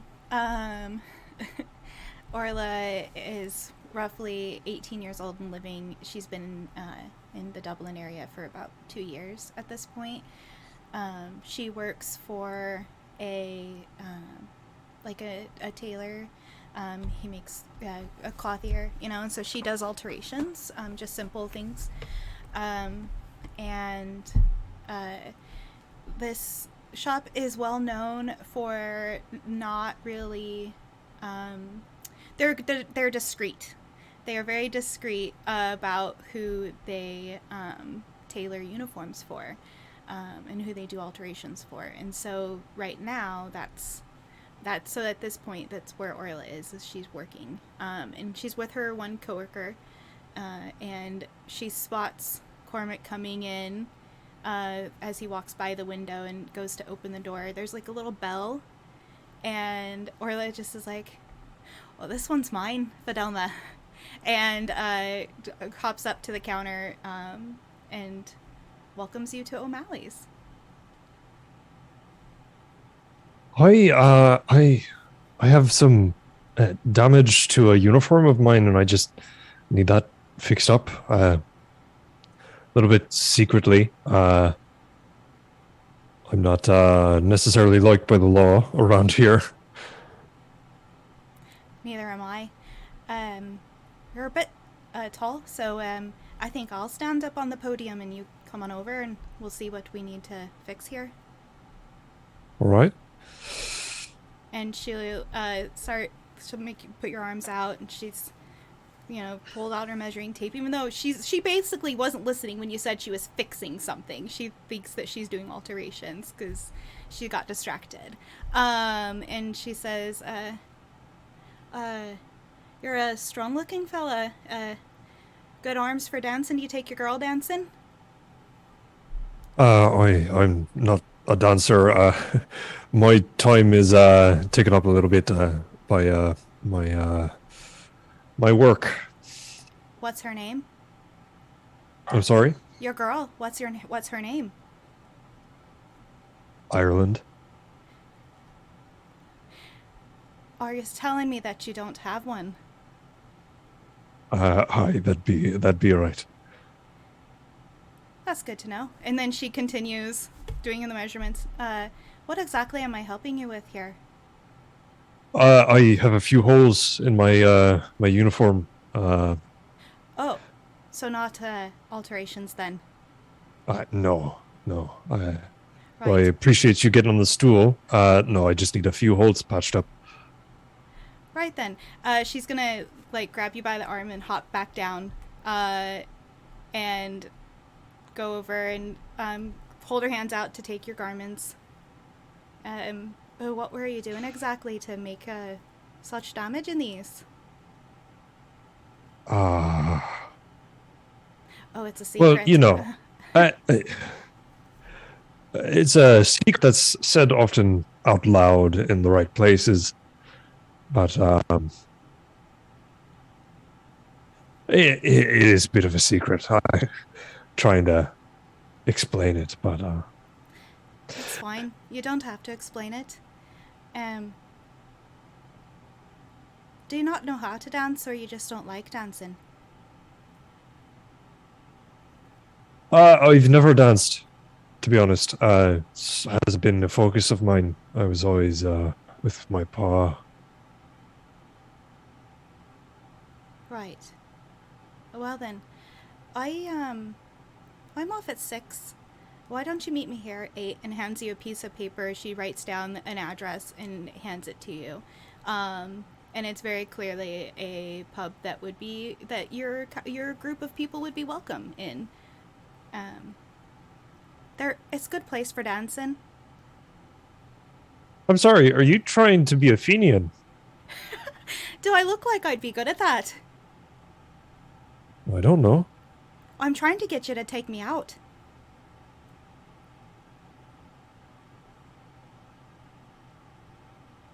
Right. You like girls, don't you? I that I do. Well,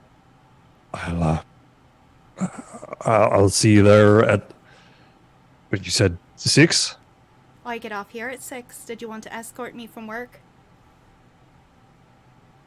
I think that'd be nice.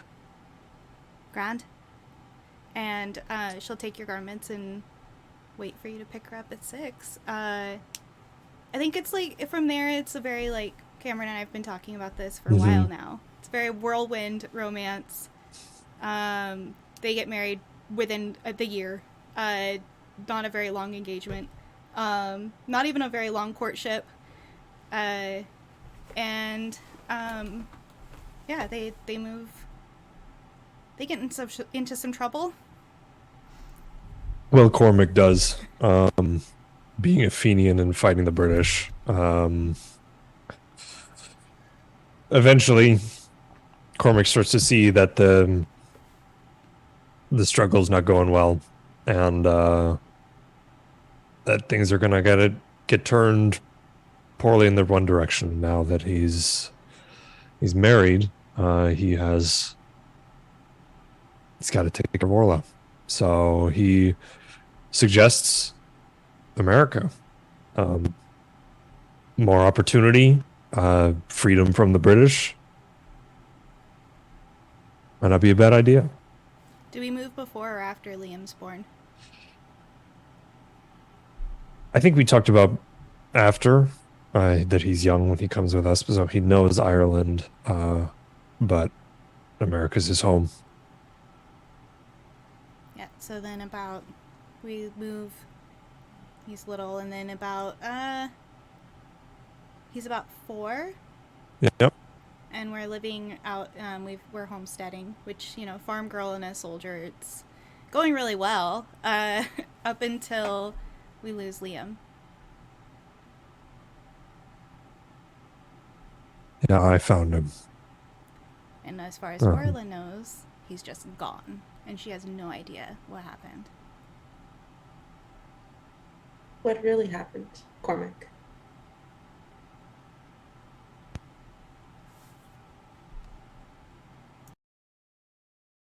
The way he describes it, way he's described it to Alice, and the few people that he's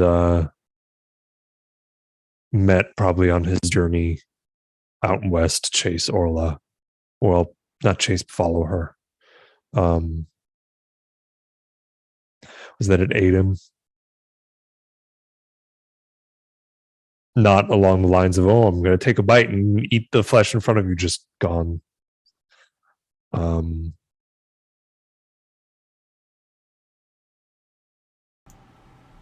And picture hearing the struggle, going into the room and seeing it just kind of take him.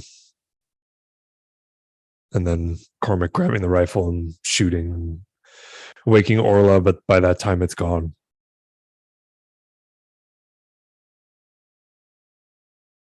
I think a little part of you might have been expecting to see something similar walking through this door. That's why I went in like I did. Were you disappointed or glad? Completely disappointed.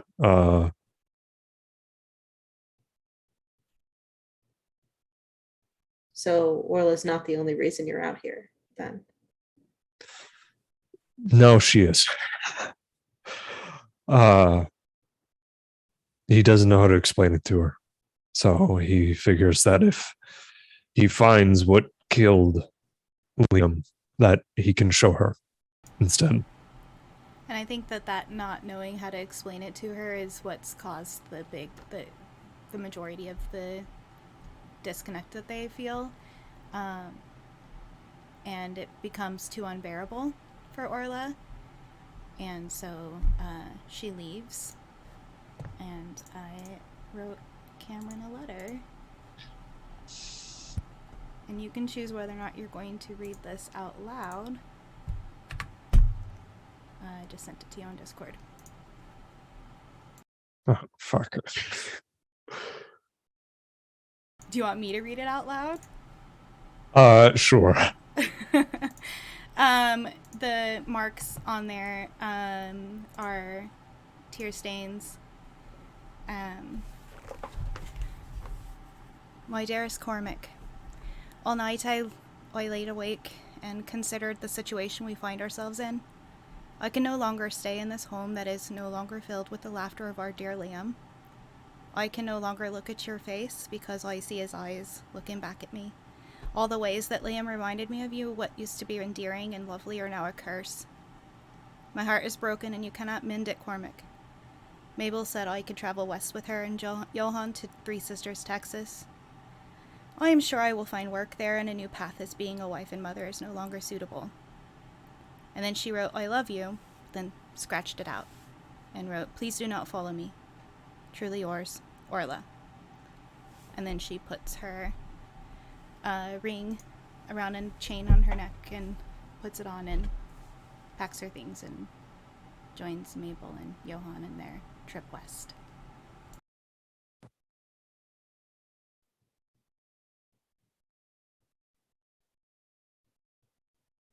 I think that ring is what we focus on as we come back out here in the town of Three Sisters.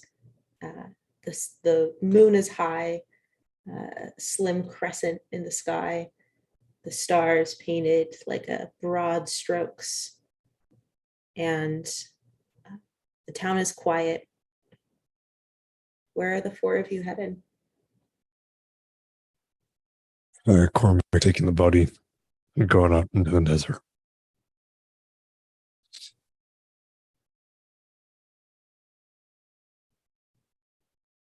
As they bring Mabel closer to the saloon, as we kind of reach its doors, Louv says, hey, does anyone mind if I swing by my place real quick and get something?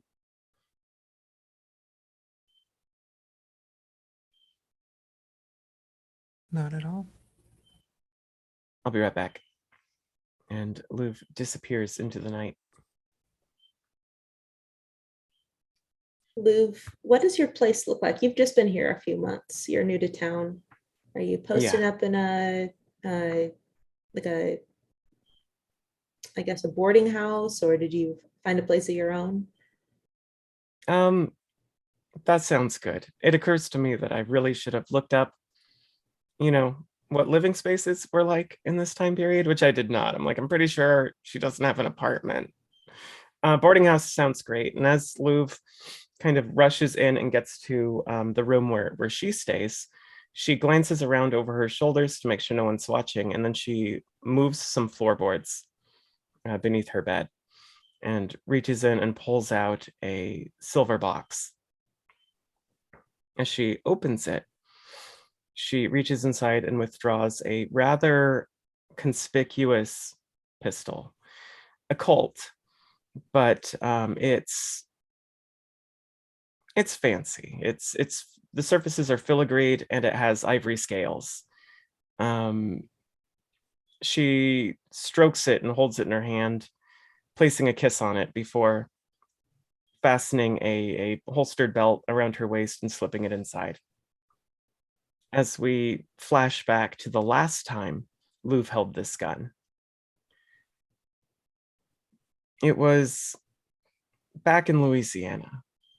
It was in the swamps. And Louv is standing across from a figure all in black, a figure shaped like a man that doesn't move like a man.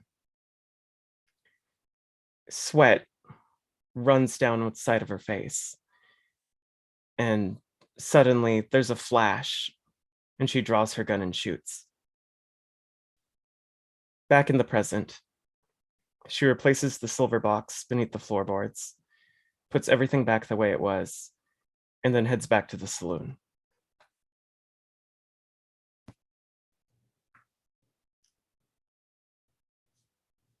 As you head back out into the street, I think your eye catches the moon, and you think about the rumors surrounding you, and you think about the other wolf women and being far from them, and this gun.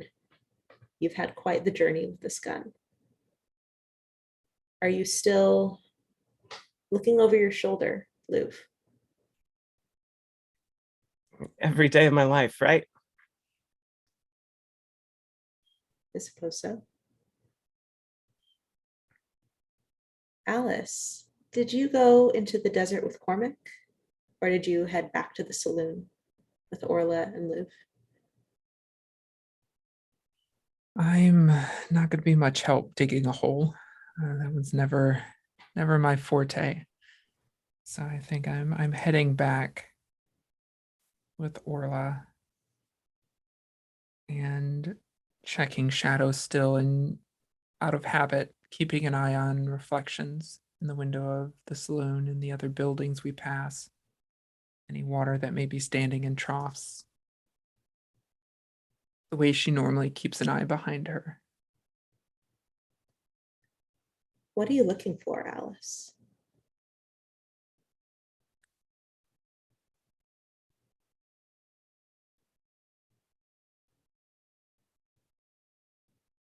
Alice is no stranger to demons, to bargaining with them, banishing them, binding them. She's watching for a pair of golden eyes. The last time,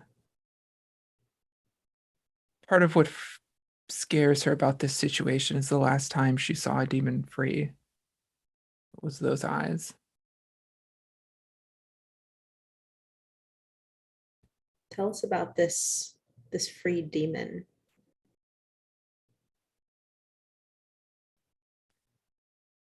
It is the thing that she is running from.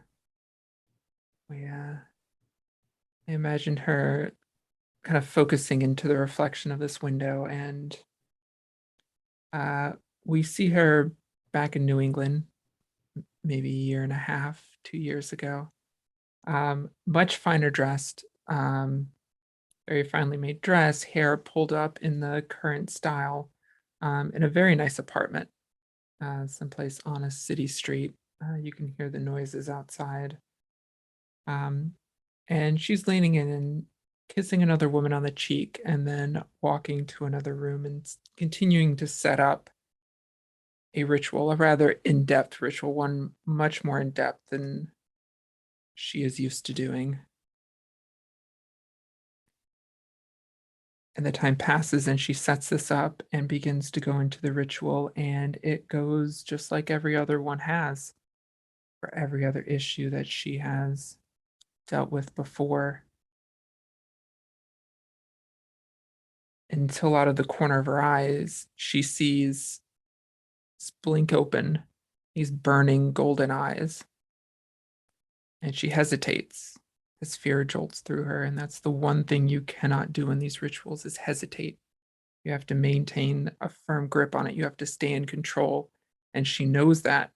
But seeing these eyes looking at her, she hesitates. And the magic slips out of her grip. And she comes to in the room. And the room is ruined. The sofa is cracked, a gash through it. Her hand crunches on broken glass as she pushes herself up. And the apartment is empty. Her partner is not there. Her partner's sister, who she was helping, is not there. It's just her in silence.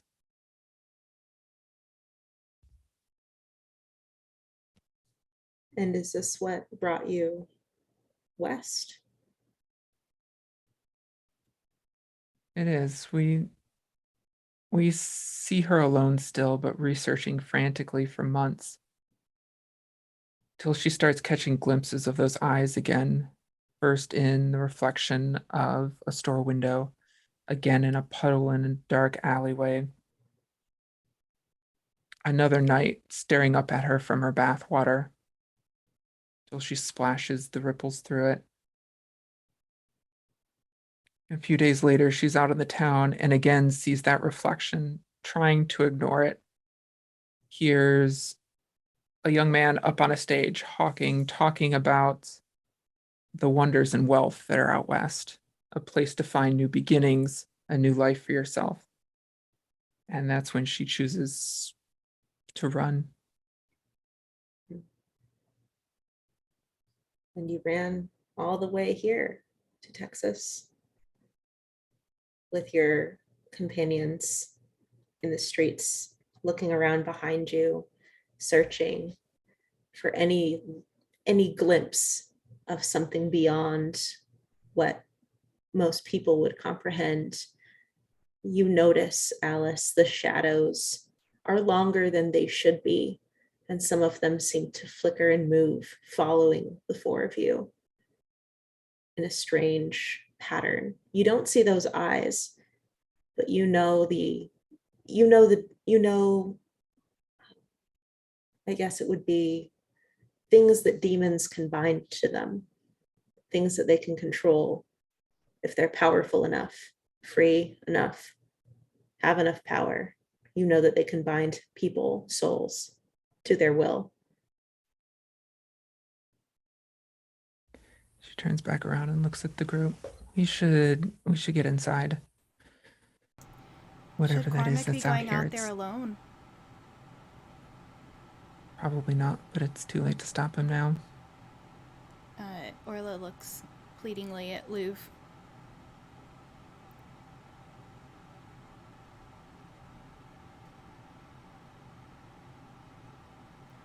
Well, I can't go after him. Please. Yeah, it's fine. I'll go.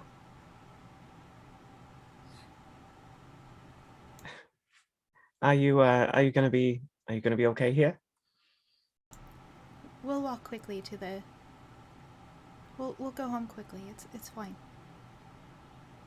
Okay, so I'll go after Cormac then.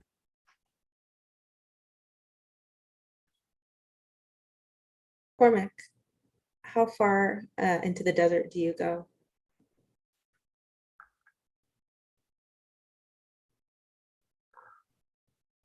Half a mile.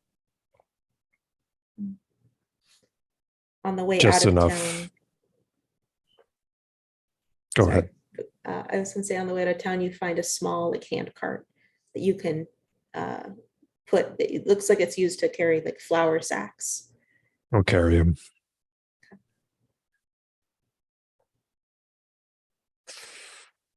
I'll find a spot and start digging.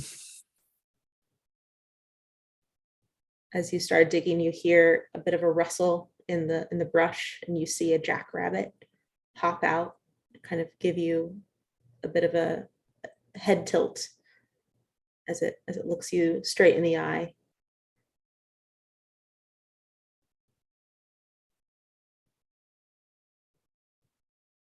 Stay safe. All right. You see it hop back into the brush. Bye. Stay safe. I'll keep digging.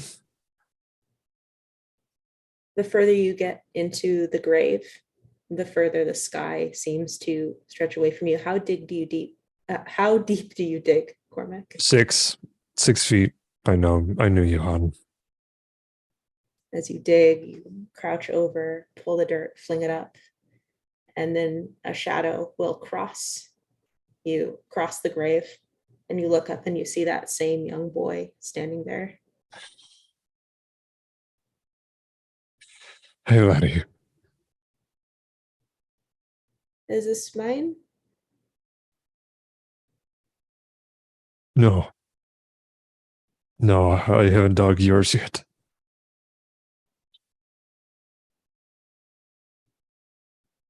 Not yet. This is for a friend. You remember Yeehaw? He's nice. He was nicer than most. He's a good man. But everyone has their time, whether it comes early or late. Okay? Okay. It's important for us to know that they may be, you can't make any new memories with them, but you have the old ones. You hold on to them, all right? Okay. Like the time we were on the water? Aye, and you ended up teaching me how to fish. I'm a good fisher. Aye, you are.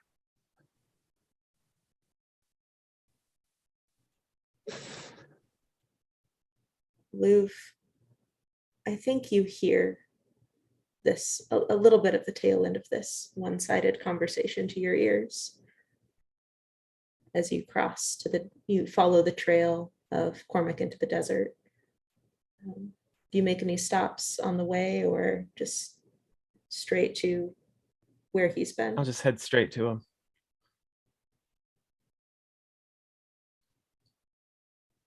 Hey, who are you talking to, Cormac?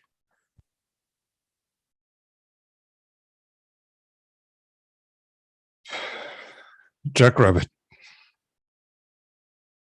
Saw it in the bushes. You all right? No. Neither are you from the white I saw you run. Yeah, don't worry about that. How can I help? All's about done. Help me up. And he'll extend a hand up. Yeah, she'll grab your forearm and pull you upwards. Right. Now just to put all your hand in the ground. Sure.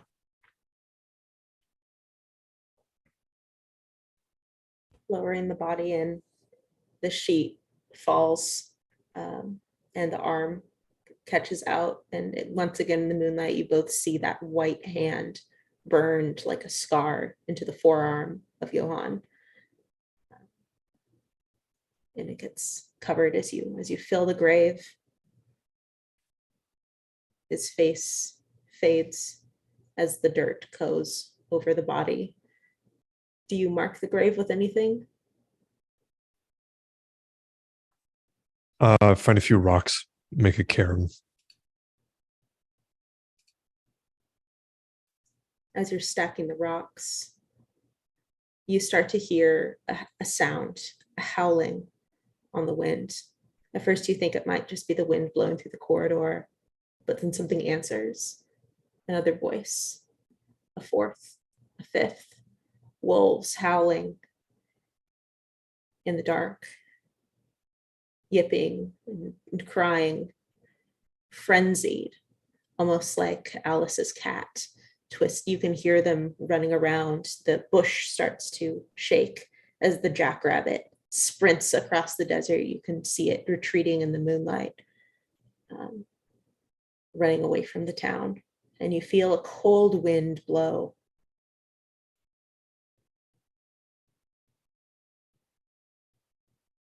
In the I was moonlight. I Revive. was gonna ask if you wanted to say a few words, but seems like we should make like that rabbit and get the fuck out of here. Pardon Well, my French. all right, it's fine. One thing to note is that Jacobit was running away from where we're going.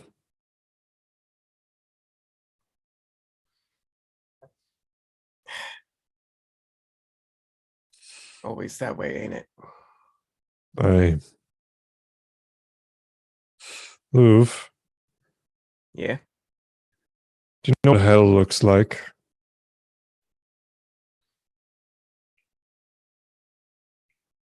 I mean, to be completely honest, I'm not sure if you're asking literally or figuratively. And figuratively, yes. Right. You got the gist of it. Well, time to go see it again, eh?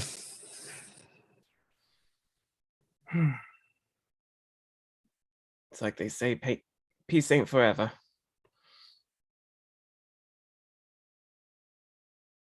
Aye, they do say that.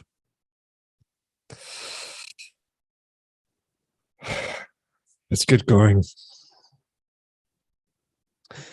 I'll pick up the shovel, rifle, and start heading back.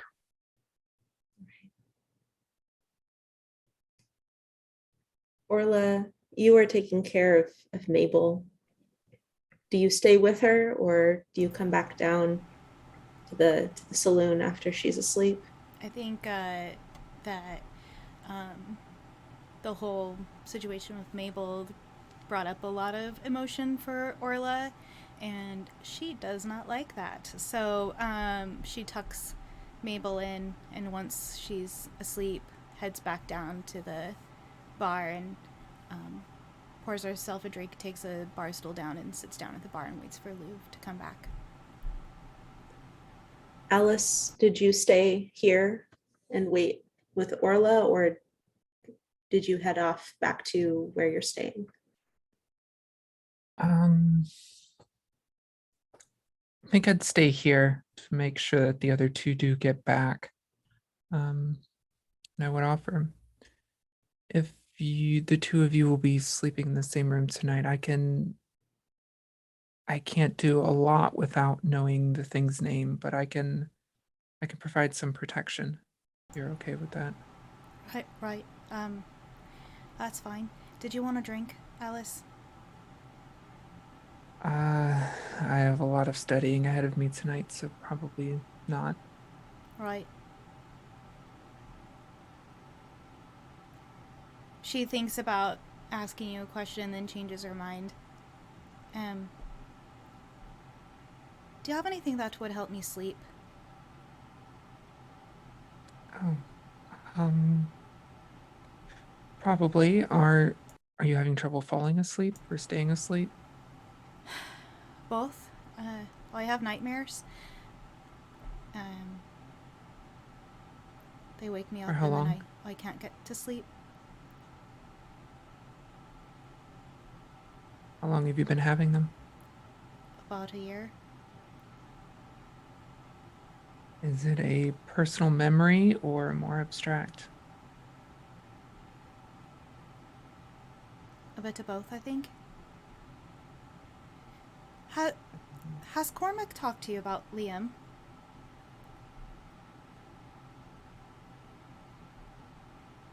The basics. Right.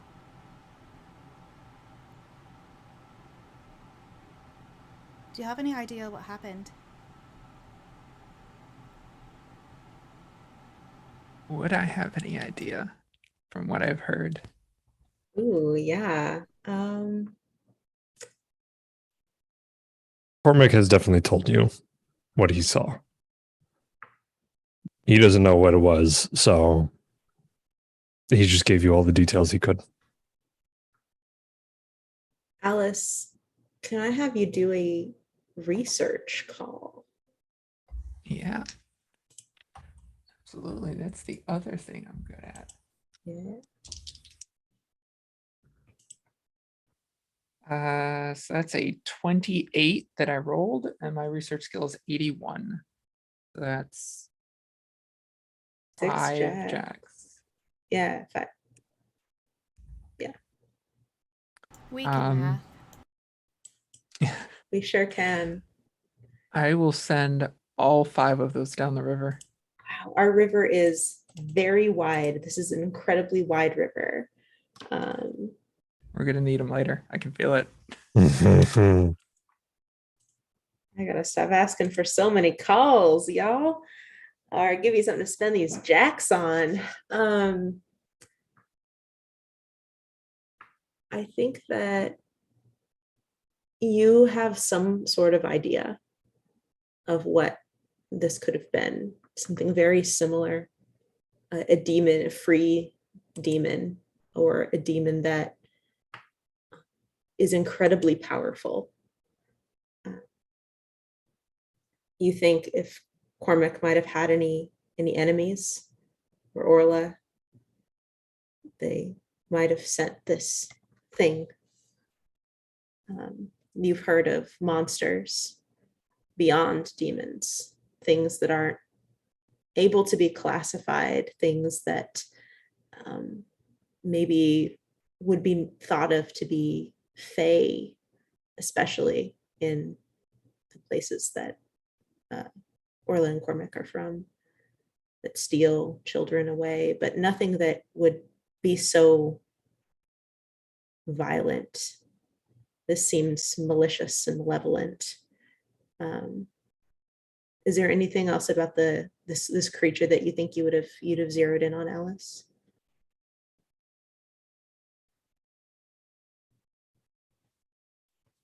What you were saying was that it's probably a demon because it's too malicious for all of the other options. Is that what you were saying? Just to clarify. It feels it feels deeply aggressive, but perhaps not random. Like it was some sort of targeted. It's good to know, because I think Alice has made the same connection I've made in the last 45 minutes, in that the two of their timelines line up fairly well with mine. But it's good to know that it was targeted. Yeah. That means it probably is unrelated. That is definitely a process Alice has worked through in her head, though. I mean, I think she's pulling out a few satchels when Orla asks her this question. I have ideas of what it possibly could be. But that's a path, once you start prodding down, you can't, there are things you can't unlearn. She continues pulling stuff out of these satchels. Right. I can answer your questions, but be sure that you want to know those answers. I don't think I do, actually. Probably the smart choice. She binds up a small little bundle that could fit in the palm of your hand, and she reaches out and passes it over a candle 3 times, blackening the leather that's wrapped around it, and mutters a few things under her breath. Turns back to you and holds it out. Put this under your mattress. Keep it there. Let me know in about a week whether or not it's working. We can go from there. Thank you.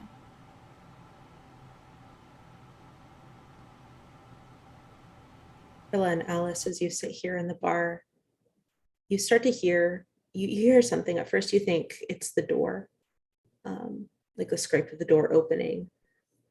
But you look over your shoulder and the door remains where it is, but you distinctly hear the sound of wood, something scraping against wood. You look around, the bar is empty. No one's moving any stools. You hear shik, shik, shik, in the silence. That's unsettling. Right. Should we check on Mabel? I think so. Orla's going to go slowly up the stairs back to her room. Alice, do you follow or do you stay down here in the bar?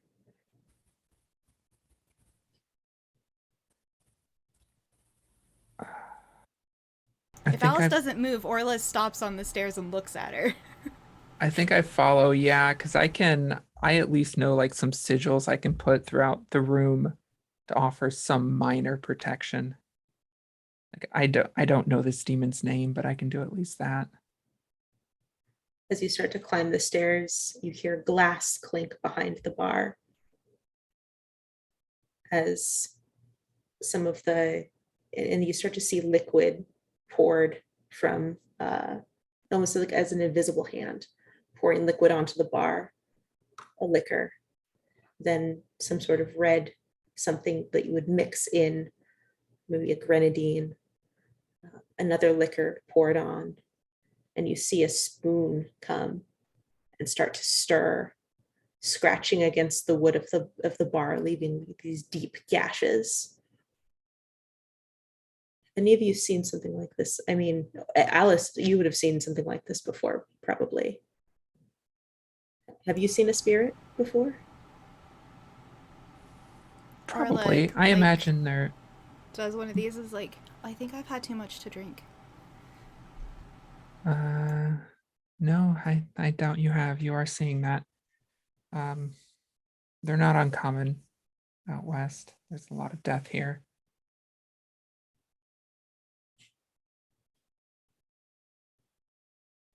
As the bar, it continues to, you continue to hear the sound of the wood being scraped. The whatever is drawing the spoon, mixing the liquids together, begins to gouge into the bar, taking out chunks of the wood, this heavy oak, chipping away at it. And you start to hear the wind whistle by, cold, rattles the windows. Cormac and Louv, if you're walking to the bar at this point, you would feel that wind behind you, and it starts to howl, to join in with the wolves, almost a scream sound.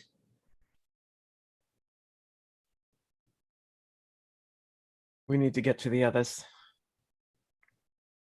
Aye. You want to run? Can't believe I'm saying this, but yeah. All right. I've got your back. And we race off towards where we left our companions. Mm-hmm.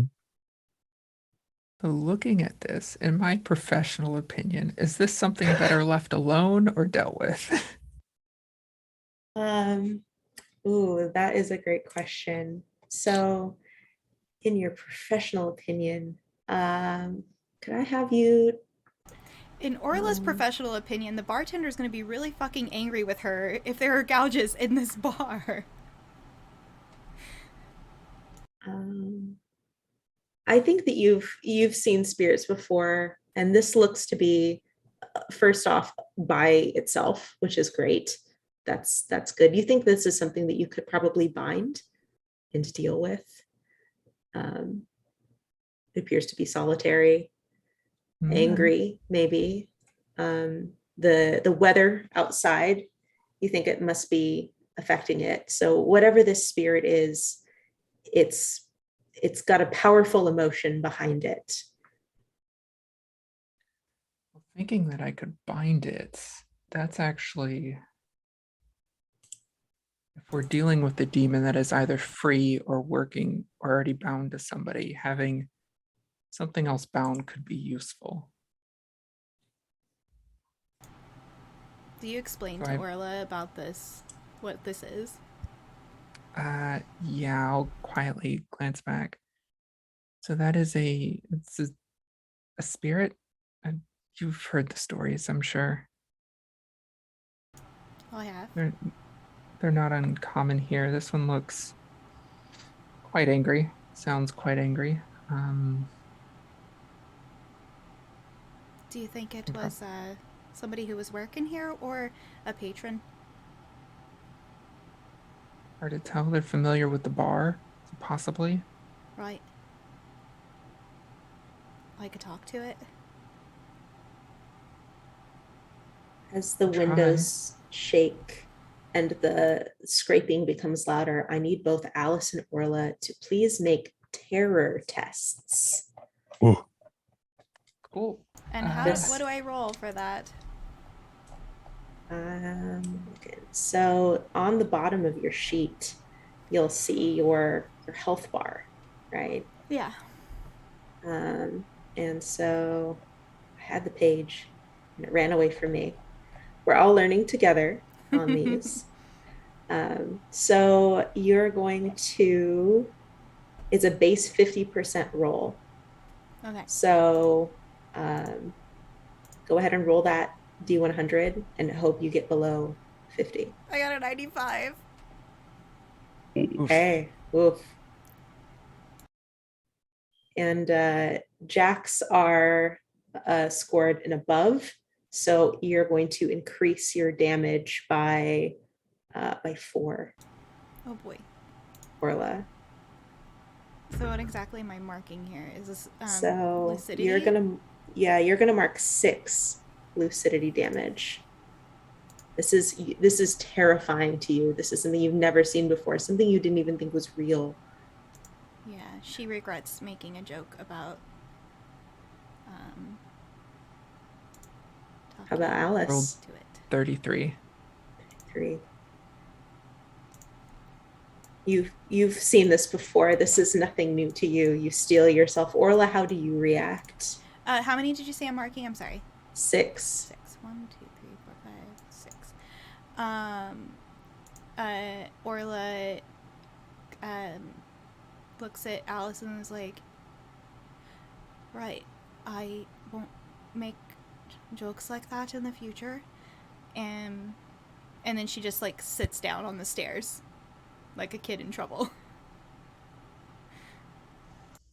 Glancing down and seeing it so comfortable behind the bar, I look at Orla. Has anybody died here recently? Staff member? Anything like that? Anyone gone missing? In the last 8 months, Balladeer. There's thinking back. Has anyone gone missing? You've heard of people catching ill. I mean, some people have gone missing if they've messed Yeah. with Orla. Yeah, you've heard of anyone. Some cowboys have not come back to the bar, but yeah, the deaths that you've heard of usually run in whole families, and you think that it might be this disease that you've just come across. It's all been very hush hush, but nobody here at the bar. But definitely in the town. Definitely in town before. The drink that is being mixed up. Would I associate that specific drink with anyone that I know? Looking at the drink, you can see that the mixture is now this thick red liquid. Looking at it almost reminds you of medicine. Alice, Orla looks at Alice and is like, do you think it's Johan? He's a pharmacist? It could be. Oh. Are you okay with me binding him, or would you rather me try and banish him? What's more peaceful for him? Not binding. It wouldn't sit right with me if you bound him then.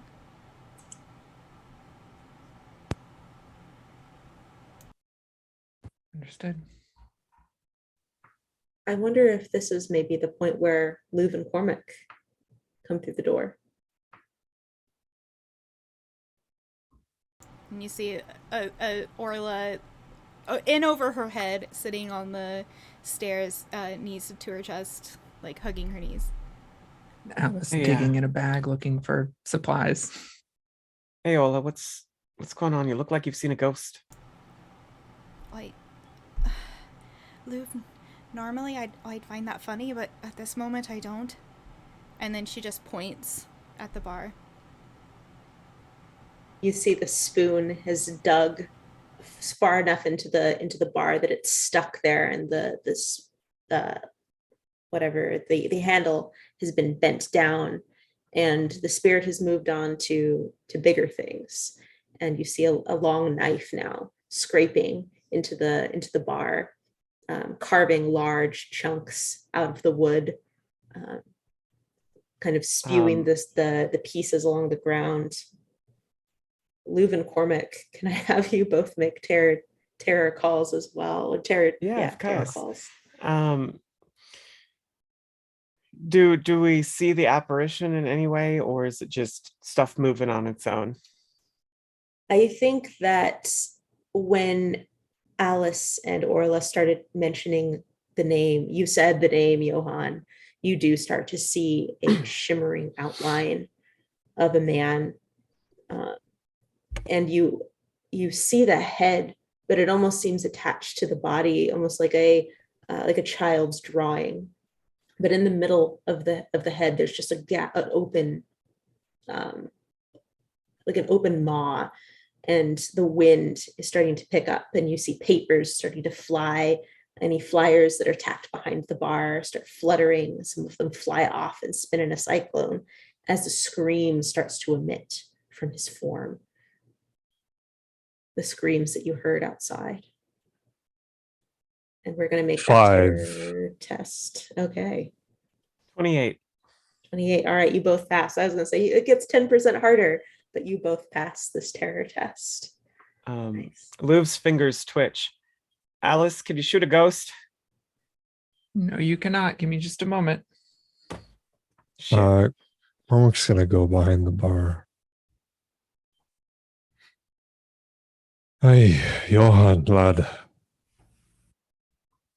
It's okay.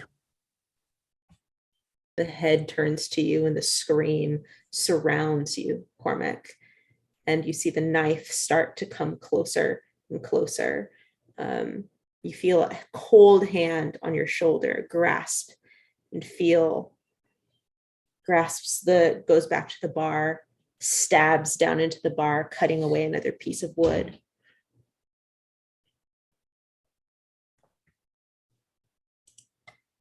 Where did you meet him, the writer?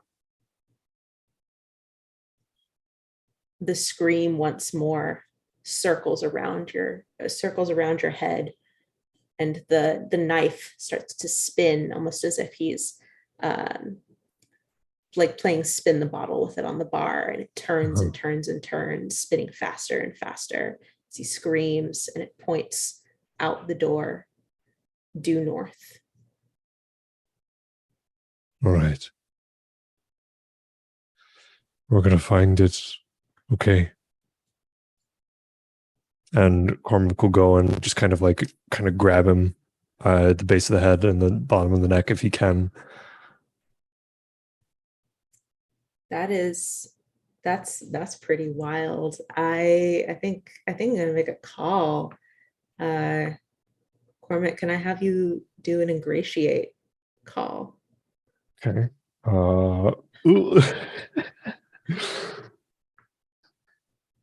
Ingratiate. Oh, okay. Would resilience be anything? Because this is something.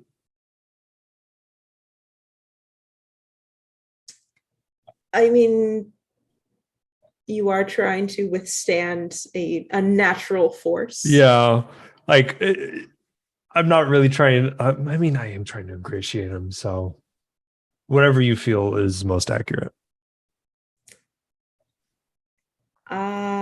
Do you want to? Here's another question. You can spend a grit if you want to success on that.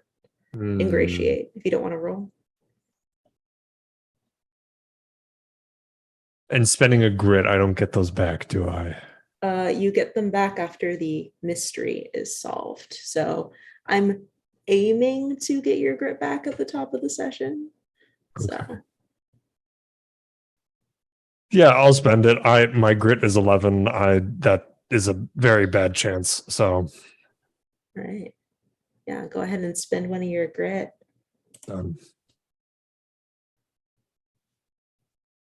And what happens, Cormac, as you grasp this spirit by its neck? I think it's definitely something like Cormac's body almost tries to reject it because it's not supposed to be doing something like this. It's just like, hey, you really shouldn't be doing that. But just with Cormac's experience with Liam and the other things he saw on the road coming at West alone, he's not really afraid of anything that this world or beyond can do to him anymore.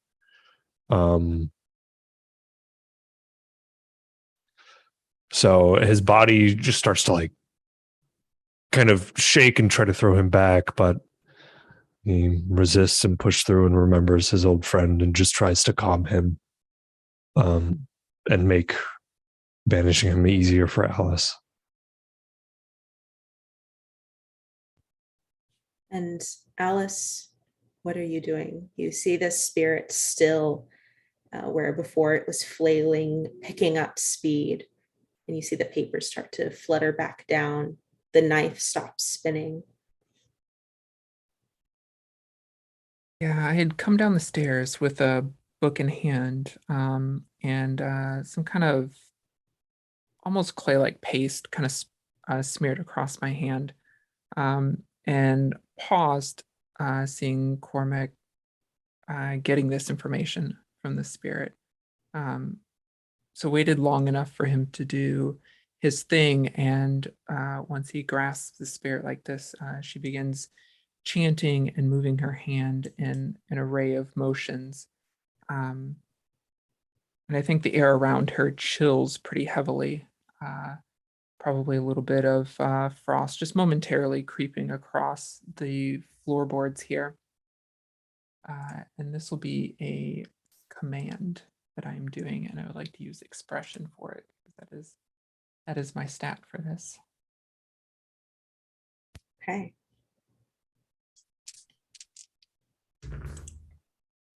Yeah, that's a 16.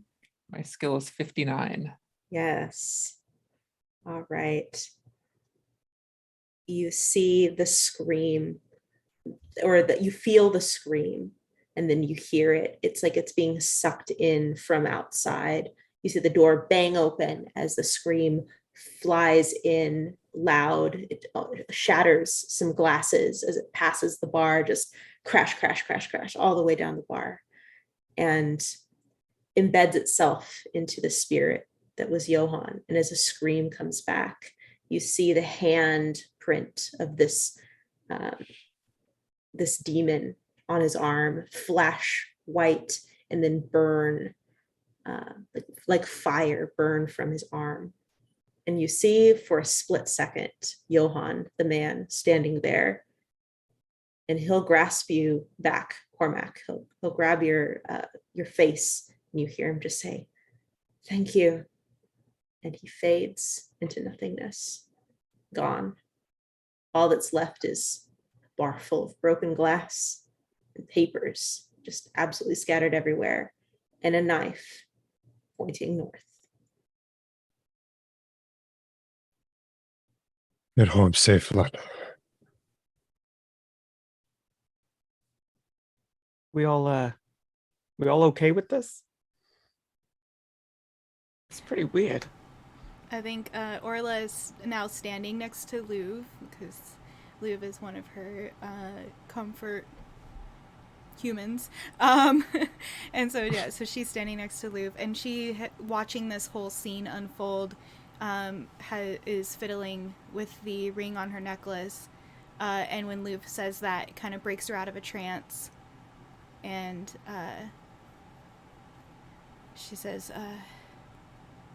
I'm feeling a bit tired. I think I'll head up now. Will you tell Alice I said thank you for the help? Yeah. And then she quietly walks upstairs, doesn't wait for you to answer. Of course I will. I think I'm going to stay up anyway. Have a drink.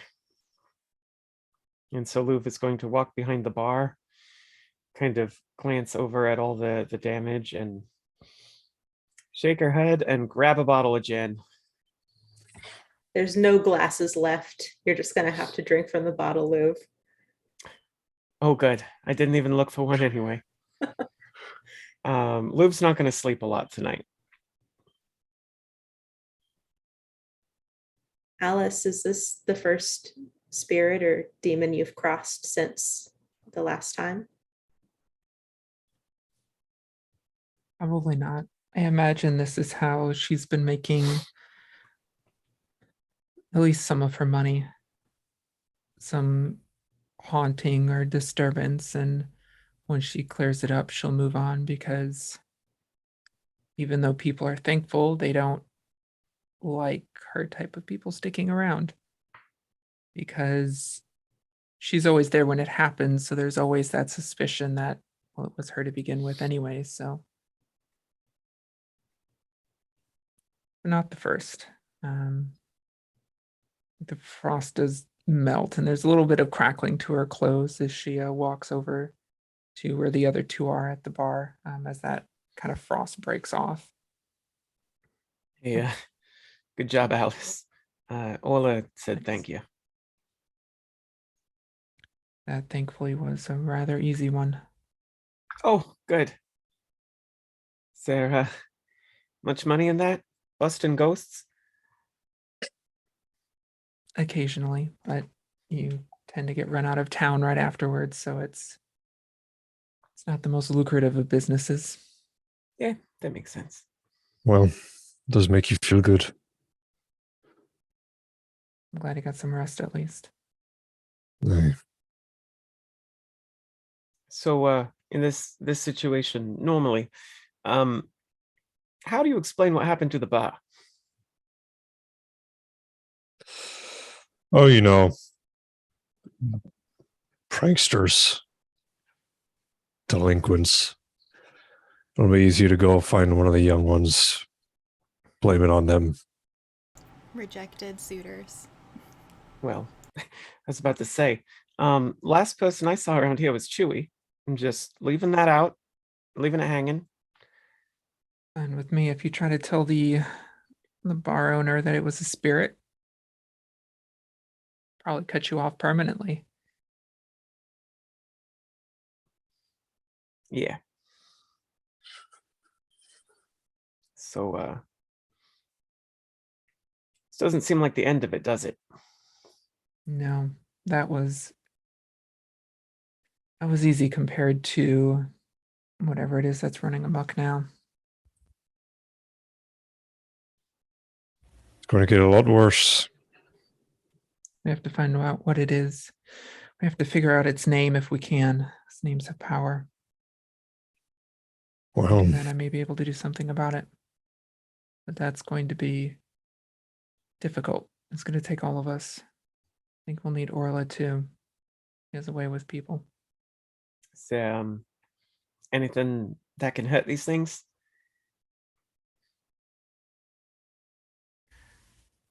Is there anything in this universe that can hurt them at least enough as a deterrent or something? Yeah, I'm just saying, like, I hear a lot of stories about silver bullets. I only got $4, but it's a start. Is this like an iron situation? Is there, like, what are we? Because I don't think it says anything in my demonology section. I don't know. God, iron There's would a be way lot of kinder to text my in my wallet. demonology section. There Huh? is a lot of text, yeah. I think that if you, I think we can make this up. I think that, yeah, silver bullet sounds good, or an iron, some sort of iron binding. Iron, pure silver. Those will, I hesitate to say hurt it, but deter it at least. Yeah. Well, let's try it. if we get either, I can make them. It'll be a start. I'll start researching. You two can work on that. Sure. Work up. If you don't mind me asking, what do you do as a job, Cormac? Oh, help folk when they need help. Yeah, fix wagon wheels, make silver bullets. Just curious. It's all right. You don't got to tell me. Oh, I know how to make bullets. I learned that back in Ireland.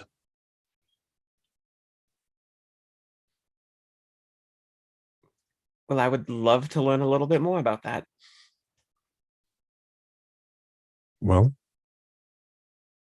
we'll talk about it later.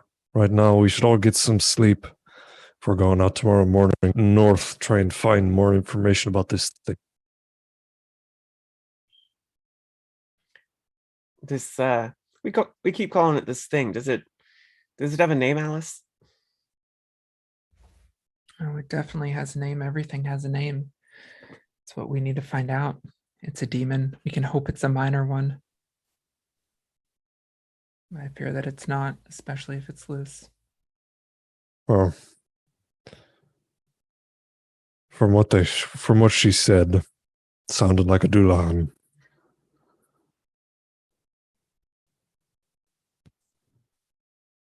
A what now? It's a creature from home. It's a rider with no head or a head that it can separate. My mother, she used to tell me stories. It's not good.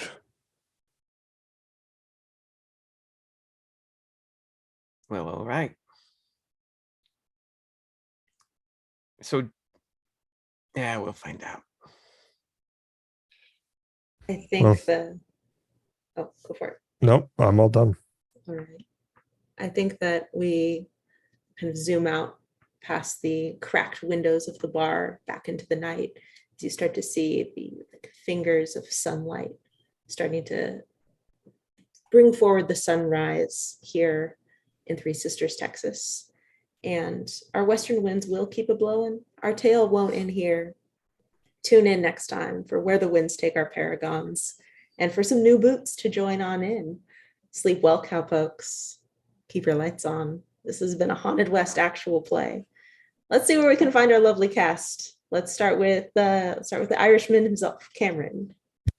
Yeah, hi everyone. My name is Cameron. You can find me on Twitter at worldsmith_cam, where these days I talk about politics, activism, horror, writing, and shit like this. I don't have anything big on the horizon that's been announced just yet, but I have a few things that I'm excited to talk about soon. Make sure to give yourself rest time after this, because I know I'm going to need it. How about Dana? Yeah, I am Dana Ebert. I am an author, game designer, and voice actor, primarily for TTRPGs. And I do a lot of stuff. You can find me on social media at Mistress Dana RPG. And I have nothing to announce today, but by the last episode of this show, I will have a doozy. How about Anna? Yeah, I'm Anna, aka Archival Dust Bunny, most places on the internet. I'm a queer and trans advocate, museum worker, and TTRPG streamer and podcaster. If any of that sounds interesting, you can find me on Twitter at Archival Dust Bun. As far as where to find me, I stream all over the place in a number of TTRPG projects. Sundays, you can find me on Weave the Tale for Neon Revolution, our Thirsty Sword Lesbians campaign. If you love queer chaos or gay pining, that's definitely a show for you. Mondays, you can find me at Party Wipe Games, playing Greetings from Republic City, our Avatar Legends actual play. Every third Thursday, you can find me on Ballad of the Seven Dice, playing Ryutama, The Timeless Journey. And the first Sunday of every month, except for July, it'll be the 17th. You can find me on Thorny Dryad's channel playing U-Force Inheritance, our Masks actual play. We have a really great cast for that. It's been a lot of fun, very Justice League style storytelling. So if you enjoy that sort of thing, check it out. And of course, if podcasts or sci-fi are more your thing, you can find me on Response Team Omnicron, a Lancer actual play podcast following a PR team who unexpectedly ends up on the front lines in a brewing conflict. We have sci-fi feels, narrative first mech combat, roleplay focused characters. We're very close to hitting 3,000 downloads, which we're very excited about. So come and see what all the fuss is about. We've been described as if Battlestar Galactica had its own red versus blue. So if any of that sounds like it's up your alley, then check us out anywhere you normally get your podcasts or on Twitter at RT Omnicron. But I have a number of unannounced projects as well, a number of games coming up. The best place to see where and when I'm streaming is on Twitter, so give me a follow there. And I'm Christina, your GM, forever GM over here. You can find me on Twitter at D20xtina. I am also a writer. You can check out the latest project I'm really excited about, the Rumor Brokers Ledger of Names, which is an NPC compendium over on Kickstarter. I wrote an NPC for it, and I like her a lot. She's really cool, and so you're going to want to check her out. And you can find me, also, you can book with me as a GM. I am running Avatar Legends for Magpie through their curated play program. So come play Avatar with me. And I've got a couple more games this summer, and we'll be starting back up in September again. So yeah, find me there. And Nikki, bring us home. All right, I am Nikki. I am the producer here at TRPG. That's TEATRPG. If you enjoy our shows and you want to be on them, you should definitely join our Discord, because that is where I will post casting calls. Coming up on Sunday, July 3rd, I will be, so Forever GM, not so much, Christina. I will be running a Monster of the Week one-shot for the National Abortion Federation. And Christina will be playing in that, and a few other really awesome folks, so definitely come by at 11 a.m. Pacific on Sunday, July 3rd, to help us raise some funds for abortion and reproductive rights. Other than that, we have our Guns, Bugs, and Steel, which is our Starship Troopers game on Tuesday, and Dead or Alive, which is our tropical zombie thriller on Wednesdays. And coming back soon is our Avatar show, so keep an eye out. And I think our finale of Nahal, the Contaminated, is coming up on Saturday, or the next Saturday after that. I don't remember, but it's soon, so keep an eye out for that as well.